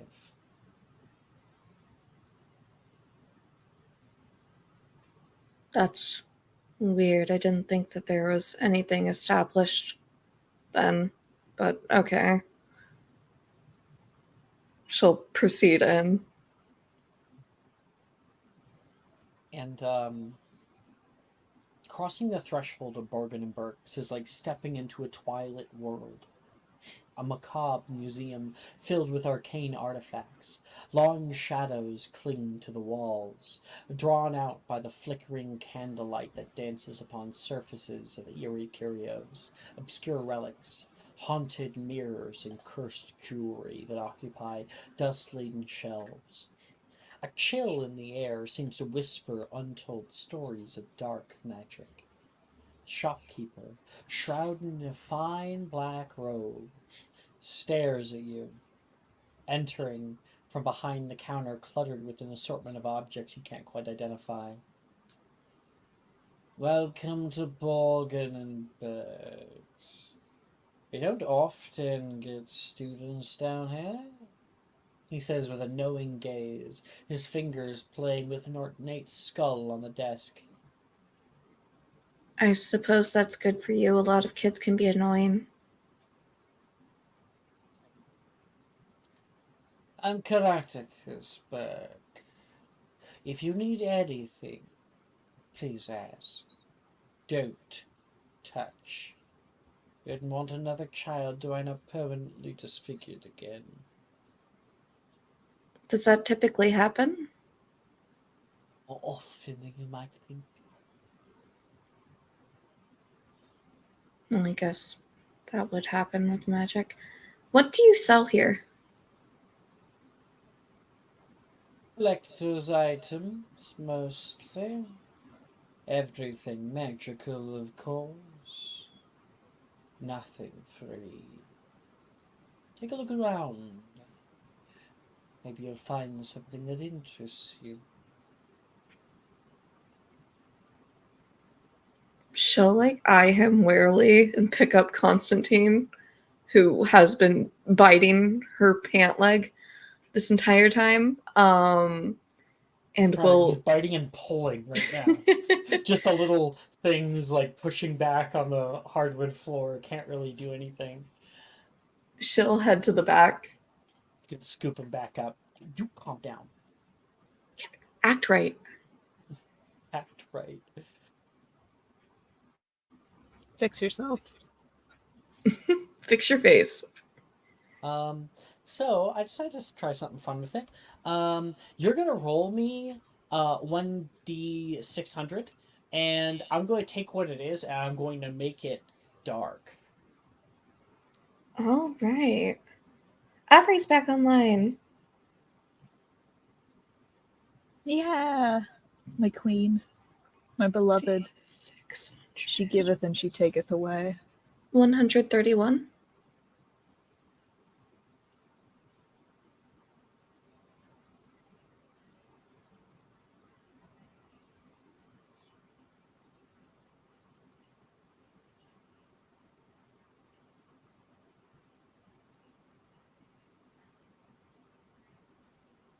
You're able to see in a small glass case a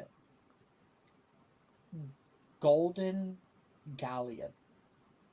The galleon itself has heads and tails, but the description says that with this coin, whenever flipped, will always land on whatever the opposite person. So whatever the person said that was opposite. So like if you're like heads or tails, and they call heads, it always lands tails. Vice versa. Okay. All right. She'll like. She won't tap on the glass because he said no touching. She will like take a closer look at it. What does this do? As I said, all these are collector's items, not to be used, mind you. Of course, No. of course. That would be illegal. Would it be? Yes, for the most part, many of items in here. What makes them illegal? They're cursed. This one as well. It offers the user, or the presumed user, an amount of good fortune and luck.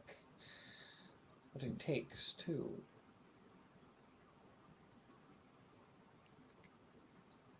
This one is one of our more cheaper of items. Works for a certain time.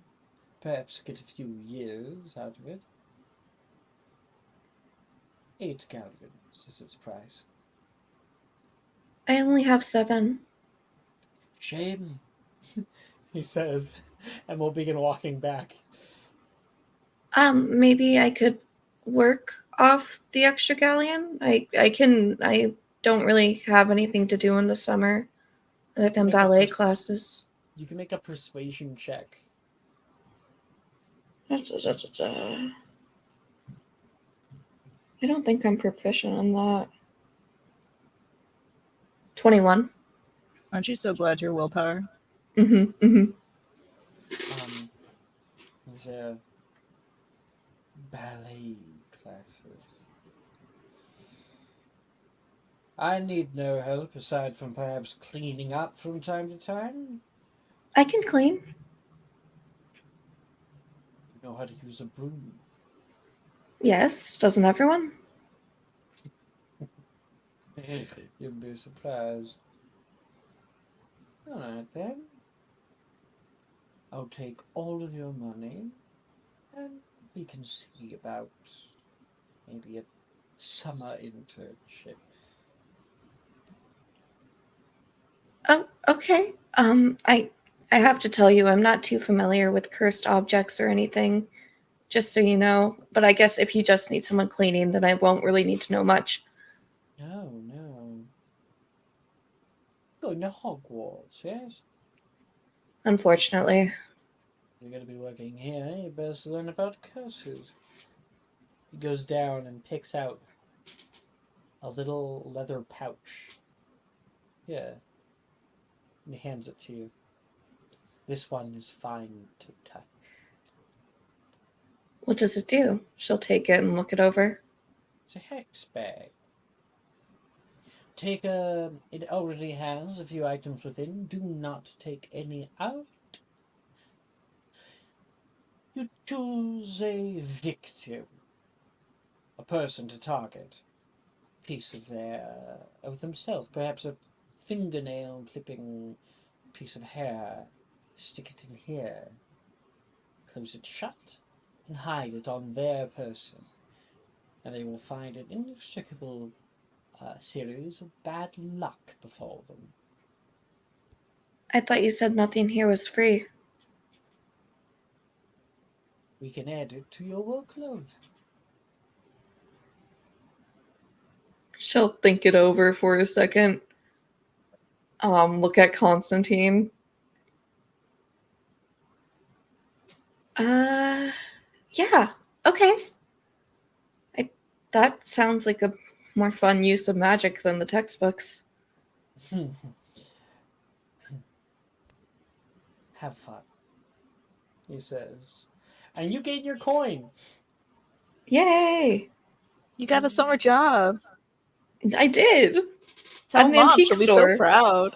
In an antique store. The evil Grandpa antique Cracticus? store. Lands on the opposite of whatever is called. You could win so many bets with that. What if you call that it will land on a face? I plan to. Does it land Trust me. sideways? I call both heads and tails. Ding! What if they make her call? What? What if they make Oh, then yeah, Elaine she's call? fucked. It's whoever calls it. Cold's heads and it's- tails creates a perpetual motion machine.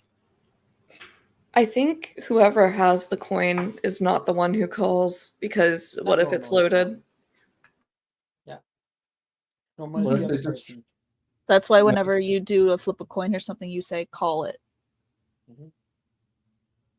So you got that, Elaine, and I kind of described how, because Esther, I think, was AFK at the time. Esther got in shit with your mom, and then she was like, "Where's Elaine?" And then she almost freaked out, and then you just suddenly show up after this scene. Oh, hi. Oh, Elaine, dear. Thought I lost both of you. She's like twirling the coin in her fingers. Oh, yeah, no, I was just standing off to the side, crowds. And, what? His name's not Cornelius. What is it? Constantine? Correct? Constantine. Constantine. Constantine, like, This little bunny chewing, staring up at you judgingly. Don't look at me with those big ol' eyes. What did you give him to eat? I gave him some candy.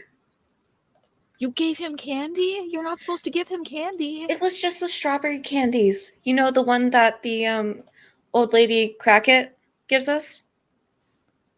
Getting our wands now, girls. Esther, we will talk when we get home. I didn't. And Did you get in trouble? Yes. I'm sorry. I tried sticking up for you. I told her that you were just stuck in line. Yeah, but she made it out like I was the one who lied. I don't think I'm you're going to get in trouble at all. Sorry. It's fine. I now see that Ito is Alex eating a whole head of lettuce. I don't want to see that. I need you to know that I was like on a call whenever I read that, and it took everything in me not to laugh because it legitimately did look like you were eating a head of lettuce. As always, I'm right. It's just I saw it and I immediately trusted Ito and I didn't think about it. Right? So I had to ask. Because as we established, Ito is both trustworthy and believable. Mm-hmm. I would trust Ito with my life. I wouldn't even trust myself with my life.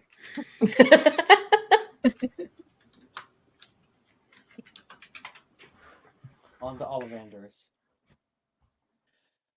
Ollivander's wand shop stands quite majestically amidst the bustle of Diagon Alley, an age-old sanctuary of wisdom.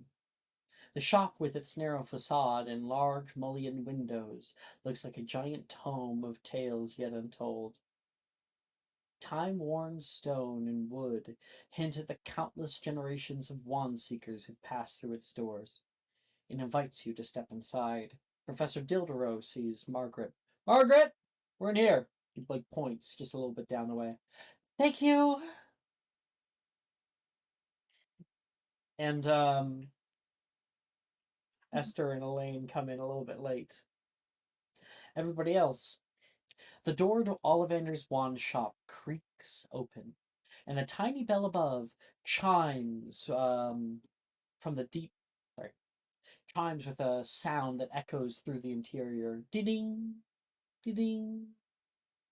Shelves brimming with slender boxes reach up towards this high ceiling, and the air hums with the latent power of countless wands, each awaiting its destined wizard.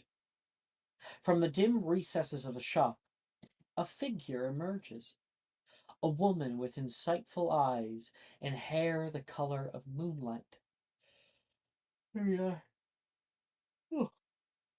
It cascades over her shoulders and onto her odd choice of clothing. You see overalls, which have hand-painted daisies on them that seem to sway gently in an invisible breeze. Hello. That was a terrible one. Hello. She greets you all in her soft, slightly distant voice. I suppose you're 3 o'clock? Hi, Professor Mill, Muggle Studies. Are you Ollivander? And Professor Dilderow, rolls his eyes and scoffs. Oh, I'm just apprentice. Name's Luna Lovegood, she says. She looks up. And I think Darius looks up. Hello again. I've seen you before. Happy to see you, she says with a smile. You're working for the school now. Yeah, he nods.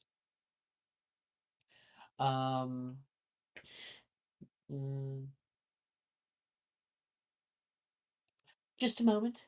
I'll go fetch Mr. Ollivander. A second later, you can see her move off toward the darkened backside of the storefront, and she stops by an old chair with an older man on it, wrinkles that cover his face, kind of thin, a balding hair, and he's currently reading through bifocals a tiny book. She comes over and says something and goes to get up, kind of pushing himself up, and Luna tries to help him, and he like, no, I'm fine. Um, second. A second later, Garrick Ollivander emerges, his keen gaze taking in the group. His wrinkled face creases further with a welcoming smile. Ah, new students, he comments, the spark in his eyes revealing his excitement. I am Garrick Ollivander. It's a pleasure to see so many shining new faces. He turns to Miss Lovegood. Well, Luna, ready to get started? Let's, she exclaims. The two move in unison, shouting numbers and boxes, and climbing ladders to grab concourses of wands. 23s, 5s, 17s if you have them. I was thinking the 56s, actually. And, each of them are special. Each unique as the witches and wizards who will one day possess them. They both end up setting them out in an array across tables in front of you. The sight is magnificent. A myriad of wands displayed for choosing. There we are. Now, Garrick's voice, gentle yet commanding, breaks the silence. Who is first? Come forward. Let the Oh, me. wand choose the wizard. And Esme puts her hand up immediately, striding up. Hmm. Yeah, she's gonna look around the room and be like, all right, I don't have a lot of time. Where the hell are you? Show yourself. And she's gonna hold her hand up expectantly. 1 second, grabbing yours. There we are. Let me reset this.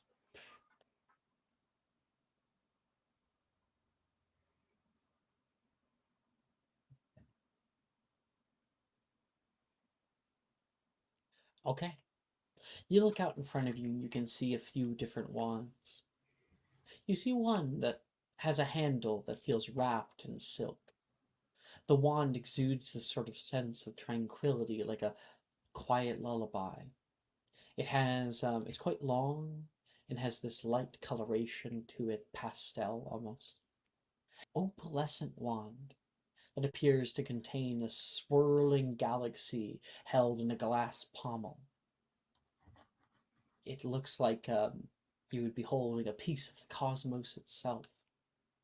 There is a swirl on the shaft. I think you see one.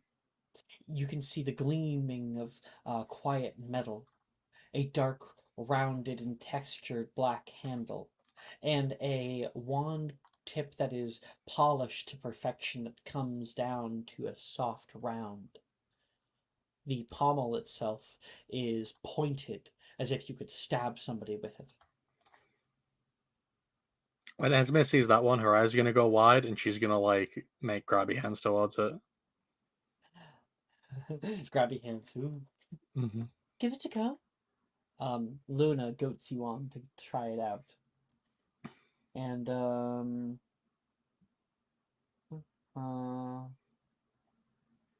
second, please. Okay. Esme. Oh.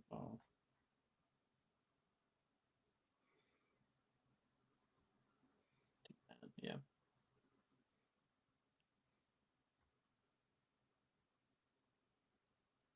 Okay.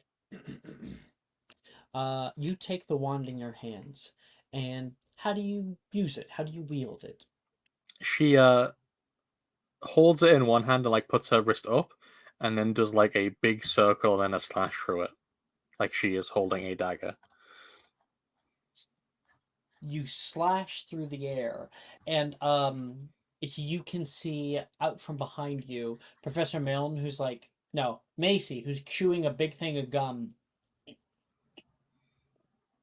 is suddenly kind of like lower cutted, and her airway is cleaned instantly, and that piece of gum goes flying through the air and hits itself on the wall next to Ollivander. Oh, that's an anapneo, is it not? Indeed it is. Was a you one, if I'm not mistaken? Many of the rarer kinds. You must be unusual. Somewhat notorious, he says, looking at the cum. Can I have that back? Macy says. He will take his wand and pull it off the wall using magic and hover it back over to Macy. Thanks. She takes it. Be very careful with this wand. You said to empower the user with the power of life and death. Well, I'm the only person responsible enough to have those powers, so it'll be fine. How sure of yourself you are. And Esme pulls back into her own group, holding the wand. If you want to post the art, you can. I will. Discussion. Esme. Okay. Looking around, it's around this time that Fee, you come walking back into the shop. Ding, ding, ding. And you can see the red hair of your sister. So she either kicked the door in or is like pushed into it with her back because she's holding the books, and just comes in and says, "Sorry, I was doing something. Hi." Oh, where have you been? Milne didn't even realize you were gone. I had to pick up the books. Right. How obvious thing, is it that too. he didn't know I was there? 15 minutes? No, I mean, how obvious is it that he didn't know I was there at all? Oh, fairly obvious. She just looks at him and goes, and just says, "You should really be keeping your eyes out more. I feel like you'll trip over your own sock." Meanwhile, who is up next? I think Esther would raise her hand, like quite excitedly. I'll go next. Go ahead, dear. Good luck.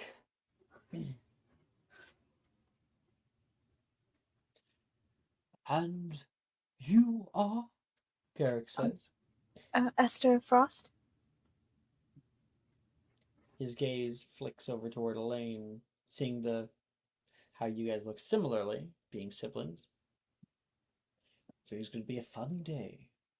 Try over here. And he gestures toward a few wands. You see... Second. You see one with a icy blue sheen, like a winter sky. It has this sort of sparkle around the hilt, and it has no real separation from where the handle and the shaft is. It's just one constant piece of feathered and sanded wood. You can see another wand, quite long, almost like a extra long finger bone. It has little notches over by where the handle ends, and near the tip it is kind of burned in. You can smell almost that soot, that bit of smoke lingering upon it, whittled and sanded down to this raw hue. And you see another one. It has a satin-like finish. Handle ends in a beautifully carved lion's head. It has a regal and commanding aura. There's a slight reddish hue to it. Which of the wands do you pick up? I think she'd probably grab the lion's head one. just thinking, oh, this is the coolest one. You hold that one in your hand. It kind of feels odd. Well, go ahead. Give us a flick. Oh, just a flick. Okay. And she will like kind of wave her hand back and then forward. You flick once, and the moment that happens, you all hear the high-pitched roar of a lion. You drop the wand. Whoa! And it clatters onto the table. Think not. Sorry. Luna will accio it toward her. Perfectly fine. Not everyone gets it on their first try. She'll just like blue's not her color, so she'll like go for the like thin pale one that looks like it's burnt. Your hand down and pick that one up. It's thin, quite long. You hold it in your fingers for a moment. There is this odd hum between you and it, Esther. And you can see Luna, the survivor's wand. She whispers over toward Garrick. Garrick nods quietly. You don't hear this. Well, And she'll just give a little swish above her head and kind of point it upwards.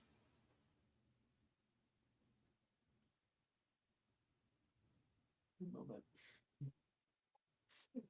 You point it upwards, and there is a large plume of flame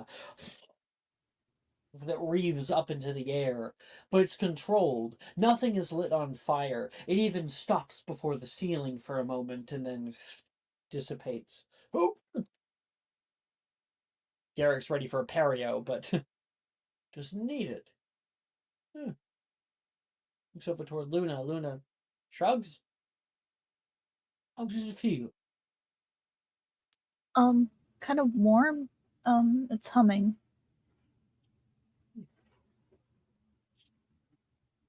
I think we found our match there.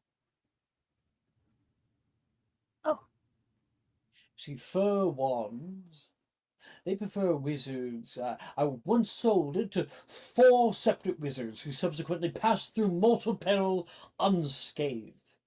There's no doubt that this wood, coming as it does from the most resilient of trees, produces wands with the most staying power.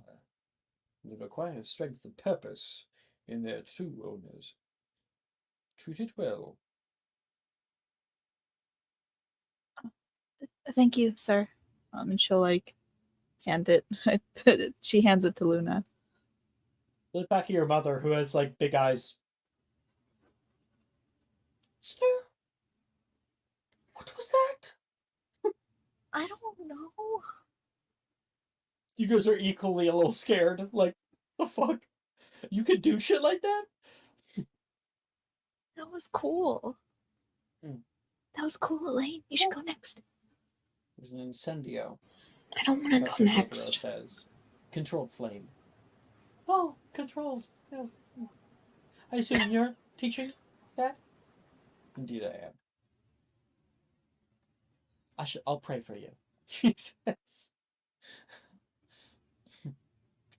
Who said they were going next? Elaine refused. So Esther said that Elaine should, and she was like, no, I don't want to.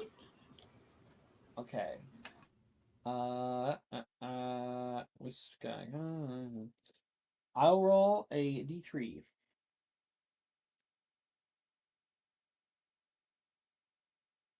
Cassian. Come on out. Don't be shy. Luna points out toward you. Mario, you're double muted. Oh no, I hadn't said anything. Oh, okay.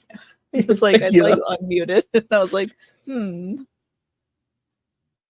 All you just locks on the inside of the door. there's so many. He like hesitantly walks up.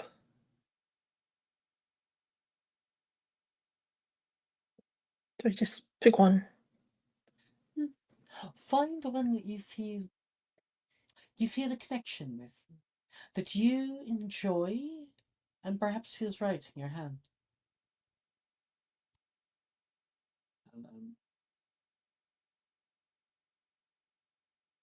Second place.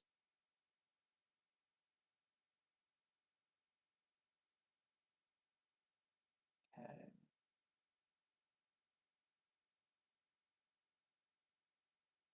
You can see a few different wands. You see a wand that is jagged, like a lightning bolt, or just as if it was taken off of a tree and carved harshly, whittled down to its length. It is thick on one end and thin like a dagger on the other. There is little striations, darker lines that move through it. You can see another one that has a nice polished finish. It's made of a light colored wood. It is well lathed and has a rounded pommel and a very comfortable looking handle. You see another one, a handle that is carved to resemble a phoenix, and the wand gives off a soft, warm glow. The red wood is almost hot to the touch.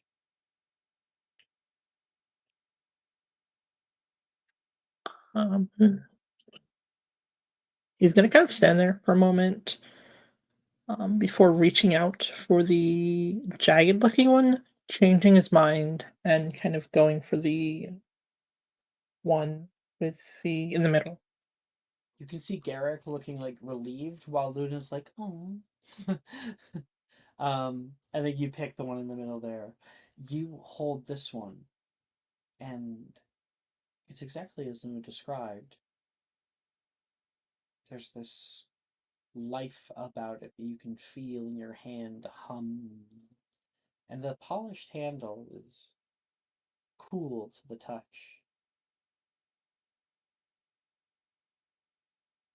Well, go on. He like gives it a gentle flick against the desk. Second. Okay, you flick down toward the desk, and you can see all of the candle light that is all around here is snuffed out in one go.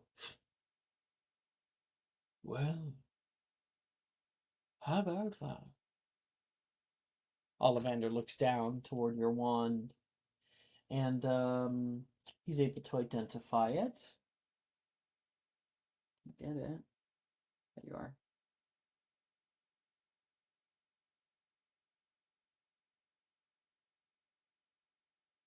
There it is.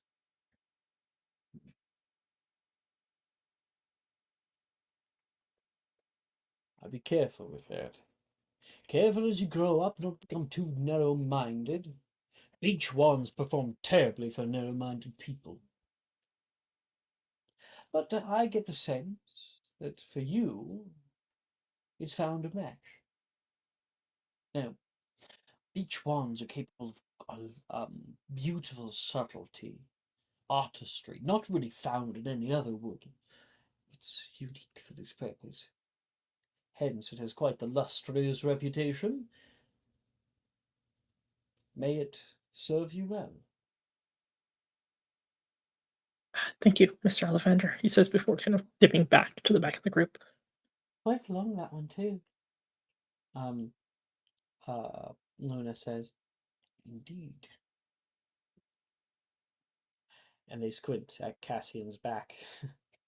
All right. After that,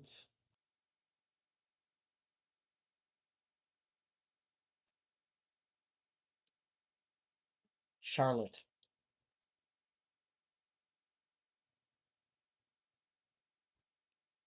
She'll just sort of like having scene that her name was called out by reading Ollivander's lips will just like awkwardly walk forward. Well, the two of you back there, he says. If you're sisters, you can go at the same time. As she looks dead in Ollivander's eye and says, "I don't need a wand." Everyone needs wand. I don't.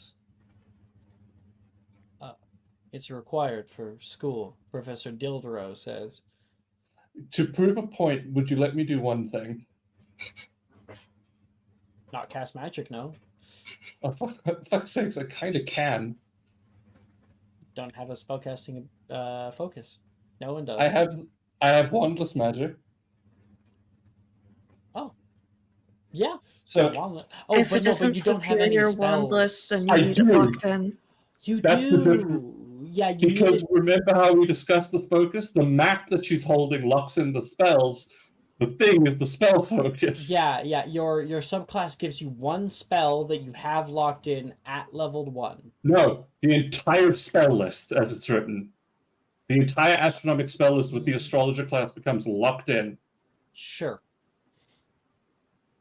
Which means, if you let me, I could look at something and just shout, Ignis Lunis. And there is a snapping of the fingers. And what happens? Basically, it is Sacred Flame. So a flame-like radiance descends upon a creature you see within range, and the target must make a saving throw. Well, I mean, we're not going to do that part. Yeah, but she's got. You But she snap uses your it on fingers, Melter. and all of the lights that were just put out by Cassian come back. Prove wrong, Mr. Ollivander. And she looks at Dildra and says, "I already do have a one," and she presents the one that she has. And I have a Lovely. picture for that. He says, "Sure, you can send that." Do you have or need a wand? She says towards Charlotte. Charlotte will shake her head and sort of like scuttle up to Luna and hand her a business card.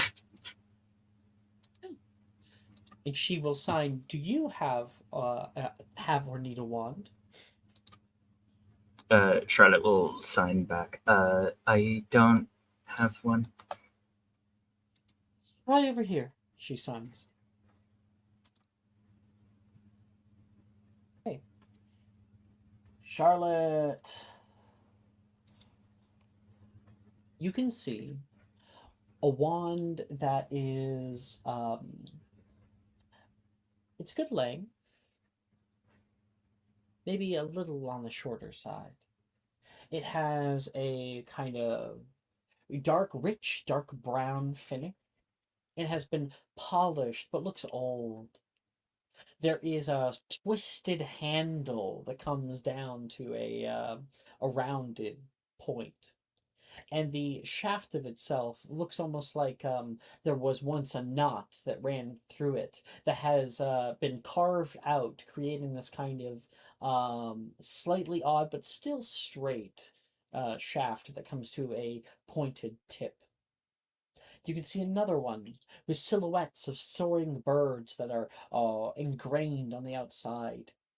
You can see it gets like lighter toward the tip from a beautiful cherry into this kind of white alabaster. You see another one with runes carved down its length, symbols that pulse with a silent power. And it starts on the handle cubic and then twists forward into a rounded end. She'll go for the third one, pick it up, and then sort of like turn with like her whole body to Luna, like accidentally swinging the wand.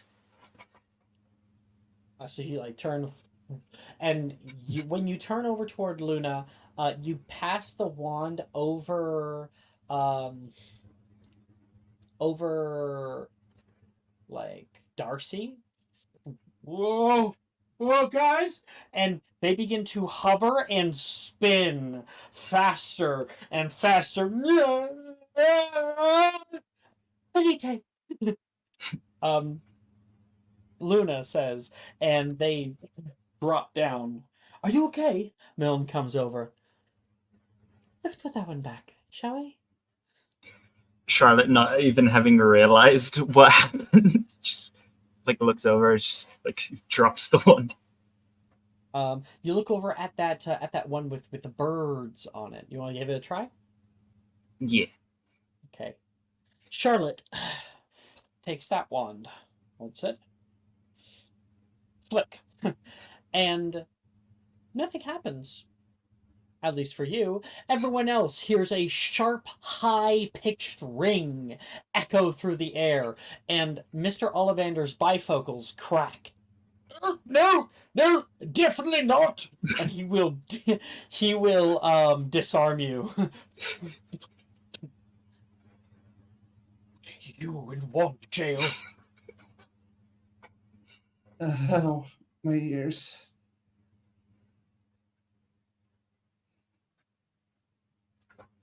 Charlotte looks over to Luna, just signs, what happened? To Fee or to Luna? to like in the direction of Luna, but Fee can obviously see it.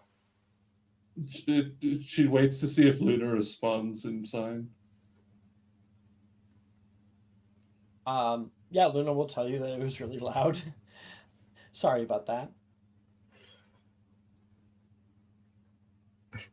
Charlotte will very, like, sadly and cautiously pick up the lost one. Okay. You hold it in your hand, worried that even this one may not work. Hold your head back. Begin to slash through the air. And when you open your eyes, you can see a beautiful red flame trailing behind where you've put your wand. You're able to draw in the air. It's beautiful. The coloration of the flame changes with your mood.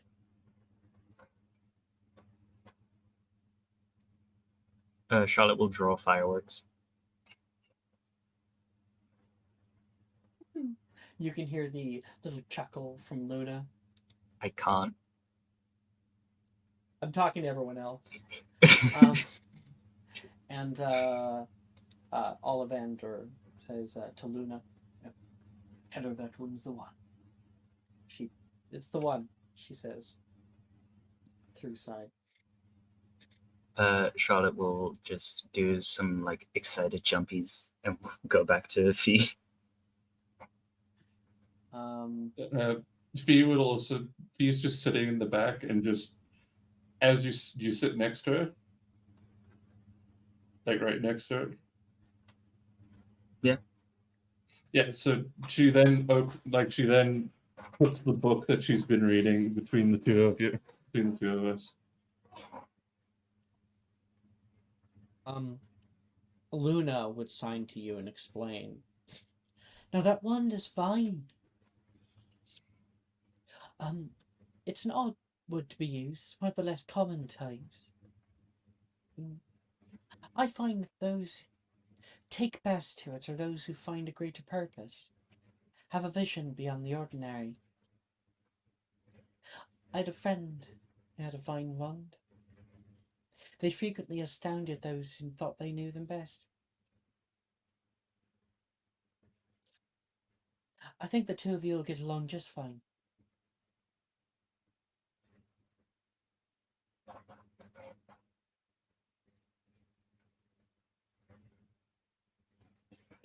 Charlotte will just sign thank you. And no, I'm not going to do that. No. All right. Calpurnia.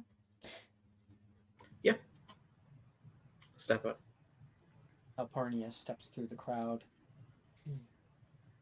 Now or never, really. I think she's also gonna be like, Miss Lovegood. She's gonna pull out one of her pamphlets and hand it over. Could you give that to your dad?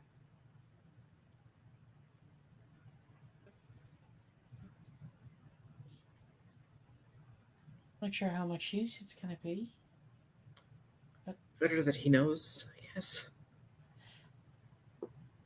He's constantly learning about a few different things. Yeah. I'll see to it that he gets it. Thank you. And in the meantime, here's the Quibbler, she says, and hands you. There's a stack of magazines on the right hand side of the Just front shove it into counter. my backpack.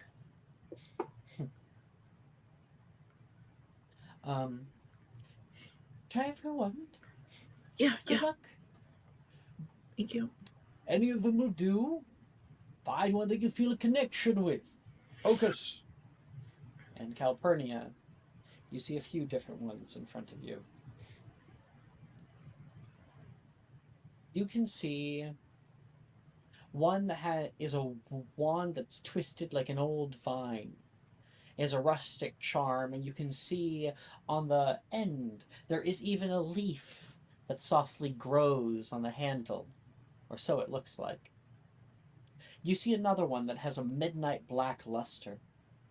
You can almost feel cold wafting over it. There is a gemstone pommel with a white, what is it called? Opal stone. And the last one you see is this beautifully carved one, laid to have subtle differences. There is a large handle to it that is polished down to a ultra reflective sheen. It is a lighter wood that it gets darker the further it gets to the pommel itself, to the handle.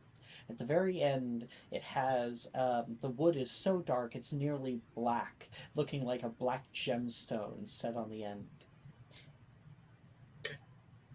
I think she's gonna look down. Life would be funny, but probably not that one. Let's try this black one. Pick it up, and indeed, it feels like you're holding an ice cube. You're not sure about this anymore, but you're goaded on by Ollivander. Switch and flick. Okay. Swish. Flick.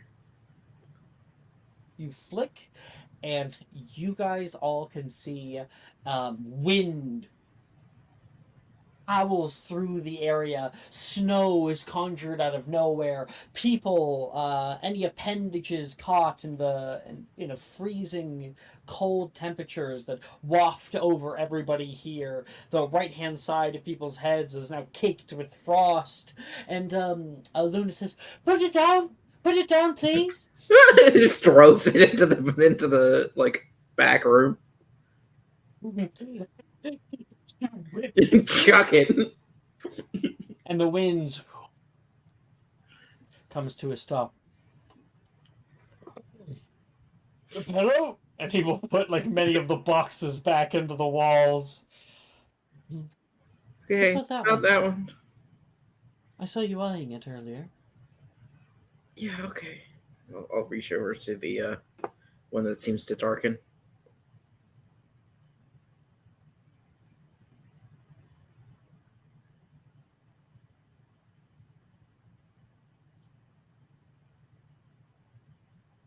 Pick it up and very nervously like lean back as I switch and flick. How do I show this one? Okay. Calpurnia.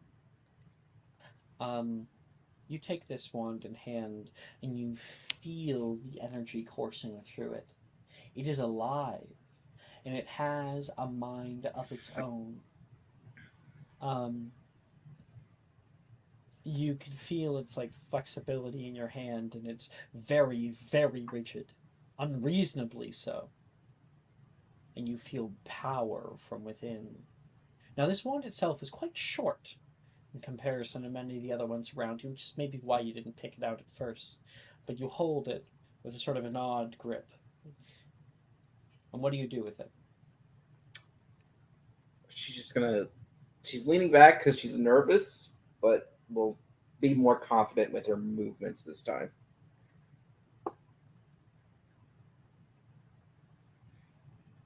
You move with it in the way that feels right. And there is a slight sparkle that comes over Calpurnia, and you can suddenly see the dark black hair, the pale skin, the blue eyes, all of it fades into nothing. And what is left in its wake is a floating set of clothes. I've never seen that before. Controlled, non-destructive, powerful. Yes. What happened? Because she can't see. Look at your hands. She'll look down. Ah, I'm not there. And then you immediately reappear. I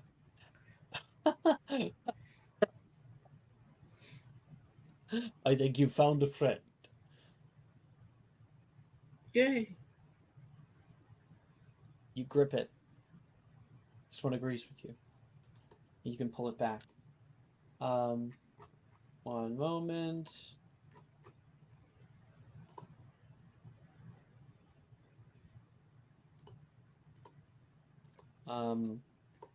Garrick will speak on it.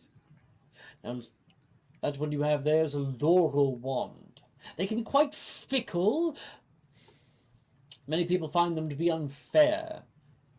But they don't tolerate any laziness in their possessor.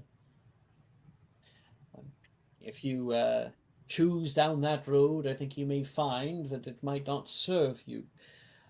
You'll find a new master. Word of the wise. Okay. Well, if there's anything, I'm not lazy. Would you be able to control it well, though? They can produce very powerful magic. This is something she doesn't say about that very powerful magic. She holds back in front of the kids. And you have your wand. Elaine, come on. I'm not gonna be here all day. want to. Elaine, you need a wand. Okay. It's on the list. And she pulls out like the paper. I know. Just adjust Constantine and walk forward. Constantine nuzzles closer toward you. So who's getting their wand first? Luna says, looking at you and the bunny. Oh, I don't think rabbits can cast magic. It was a joke, my dear. It's all right. I can see you're very nervous. Would you like my help? Is there much you can help with? I thought it was a wand chooses wizard. More like a conversation. But yes, at the end of the day, it's the wand's choice after all. See if I can help you find the right one. She comes down from around the countertop, stands next to you. So one of these ones. What do you feel when you look at it? You can see one with a subtle iridescence, like a soap bubble, as though it contains a secret, dreamy world within. The wood itself looks unpolished, but colorful all the same, like watercolor, and it's kind of this jagged look to it. It's a bit ostentatious, don't you think? Everyone's different, as unique as you are. If you don't see yourself within its embrace, what about? Points at another one. How about this? You see a wand that is carved with intricate glyphs. There's a bit of a warmth that radiates off of it, and you can see it actually glow a bit at the tip, like it's rearing to go. There's this fire-like stone that is set within its pommel. She's going to hold out Constantine to sniff it.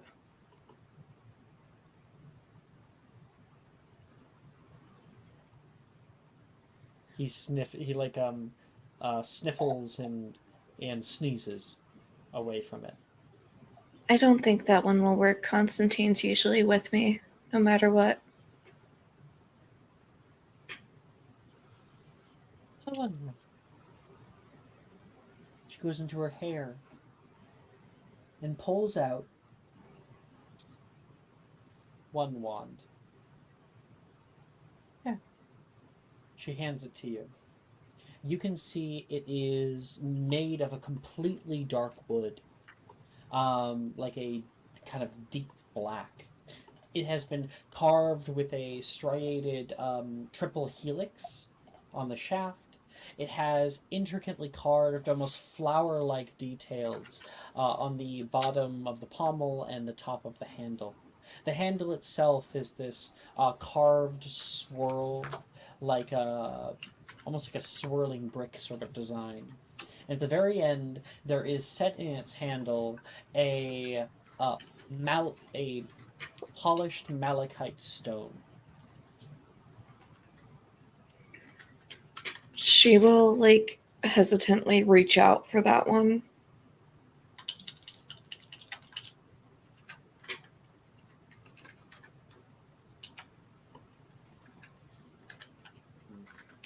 Can't remember which one this was.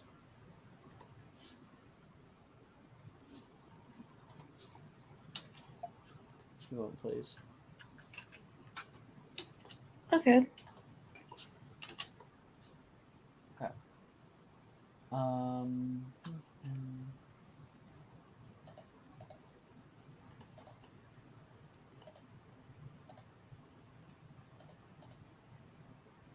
Okay.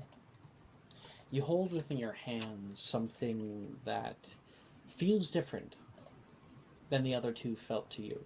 And now that it's actually in your palm, it wells up with power. It almost nearly scares you, the amount that you feel here. I made that one myself. It's Ashwood. My one's ebony. Oh, I got it wrong. My bad. Let me look this All up. good.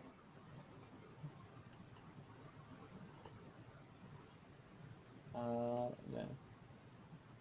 It's ebony wood, she says. I think I made it for my first one because I always felt like a bit of an outsider.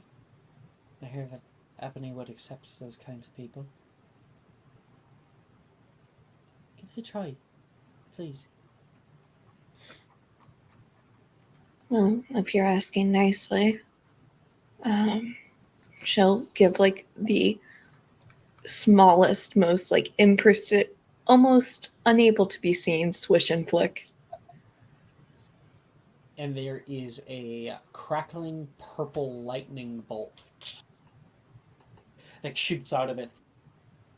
And it doesn't cause any real damage to the store.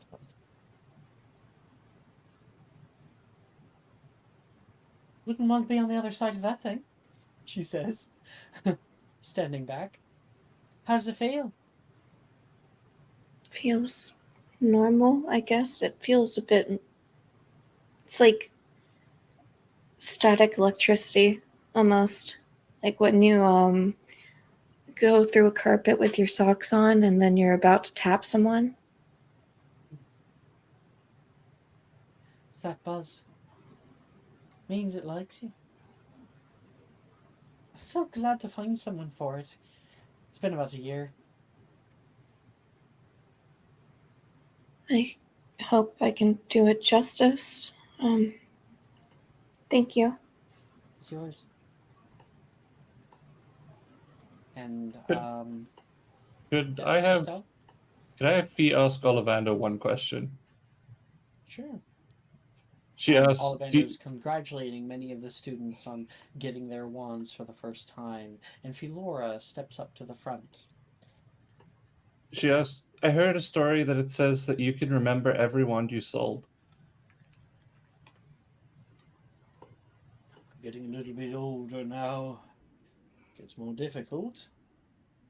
But yes. And she Every presents her single one. She presents her one. Do you remember this one?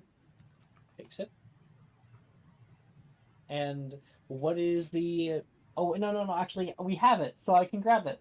1 second. Yeah. 1 second. Where did you post that? It's a little further up. It's in my thing. Is it in your But I thing? also... Yeah, and it's in discussion. It's the very plain-looking brown one with the twist. No, I'm not looking for the wand art. I'm looking for a different thing. I'll check Charlotte's. There it is. No, we never... Yes. There we go. It goes... Oh, and I need the thing. I'm just gonna copy. I'm gonna open this. Over there. Good. And then... Just... Older. Quite swishy. Quite long, 13 inches. Unicorn hair? Oh, yes! This is Mr. Lance Weasley. What have you acquired? It's family. Ah, I see it now. He pans it back to you. I think this one does like me at least a little bit, though. Even if I don't like it. And, where was I? And everybody is now sorted in, well, not sorted in, is sorted with their wands. All of you hold them in your hands. New control for new power, just brimming with potential. That's where we're going to end tonight's episode. And when we return, we will be coming back for the Hogwarts Express. So get ready for that next episode. I'm crashing this train with no survivors. Can I... Cool. Neat. I'm going to catch the next one. She's going to be late. Thank you, everybody, for playing do you today. guys have that Fort Angela? If you're Weasleys, I think we should use that. Wrong side of the family. Hi, Simon. Wrong side of the family. We don't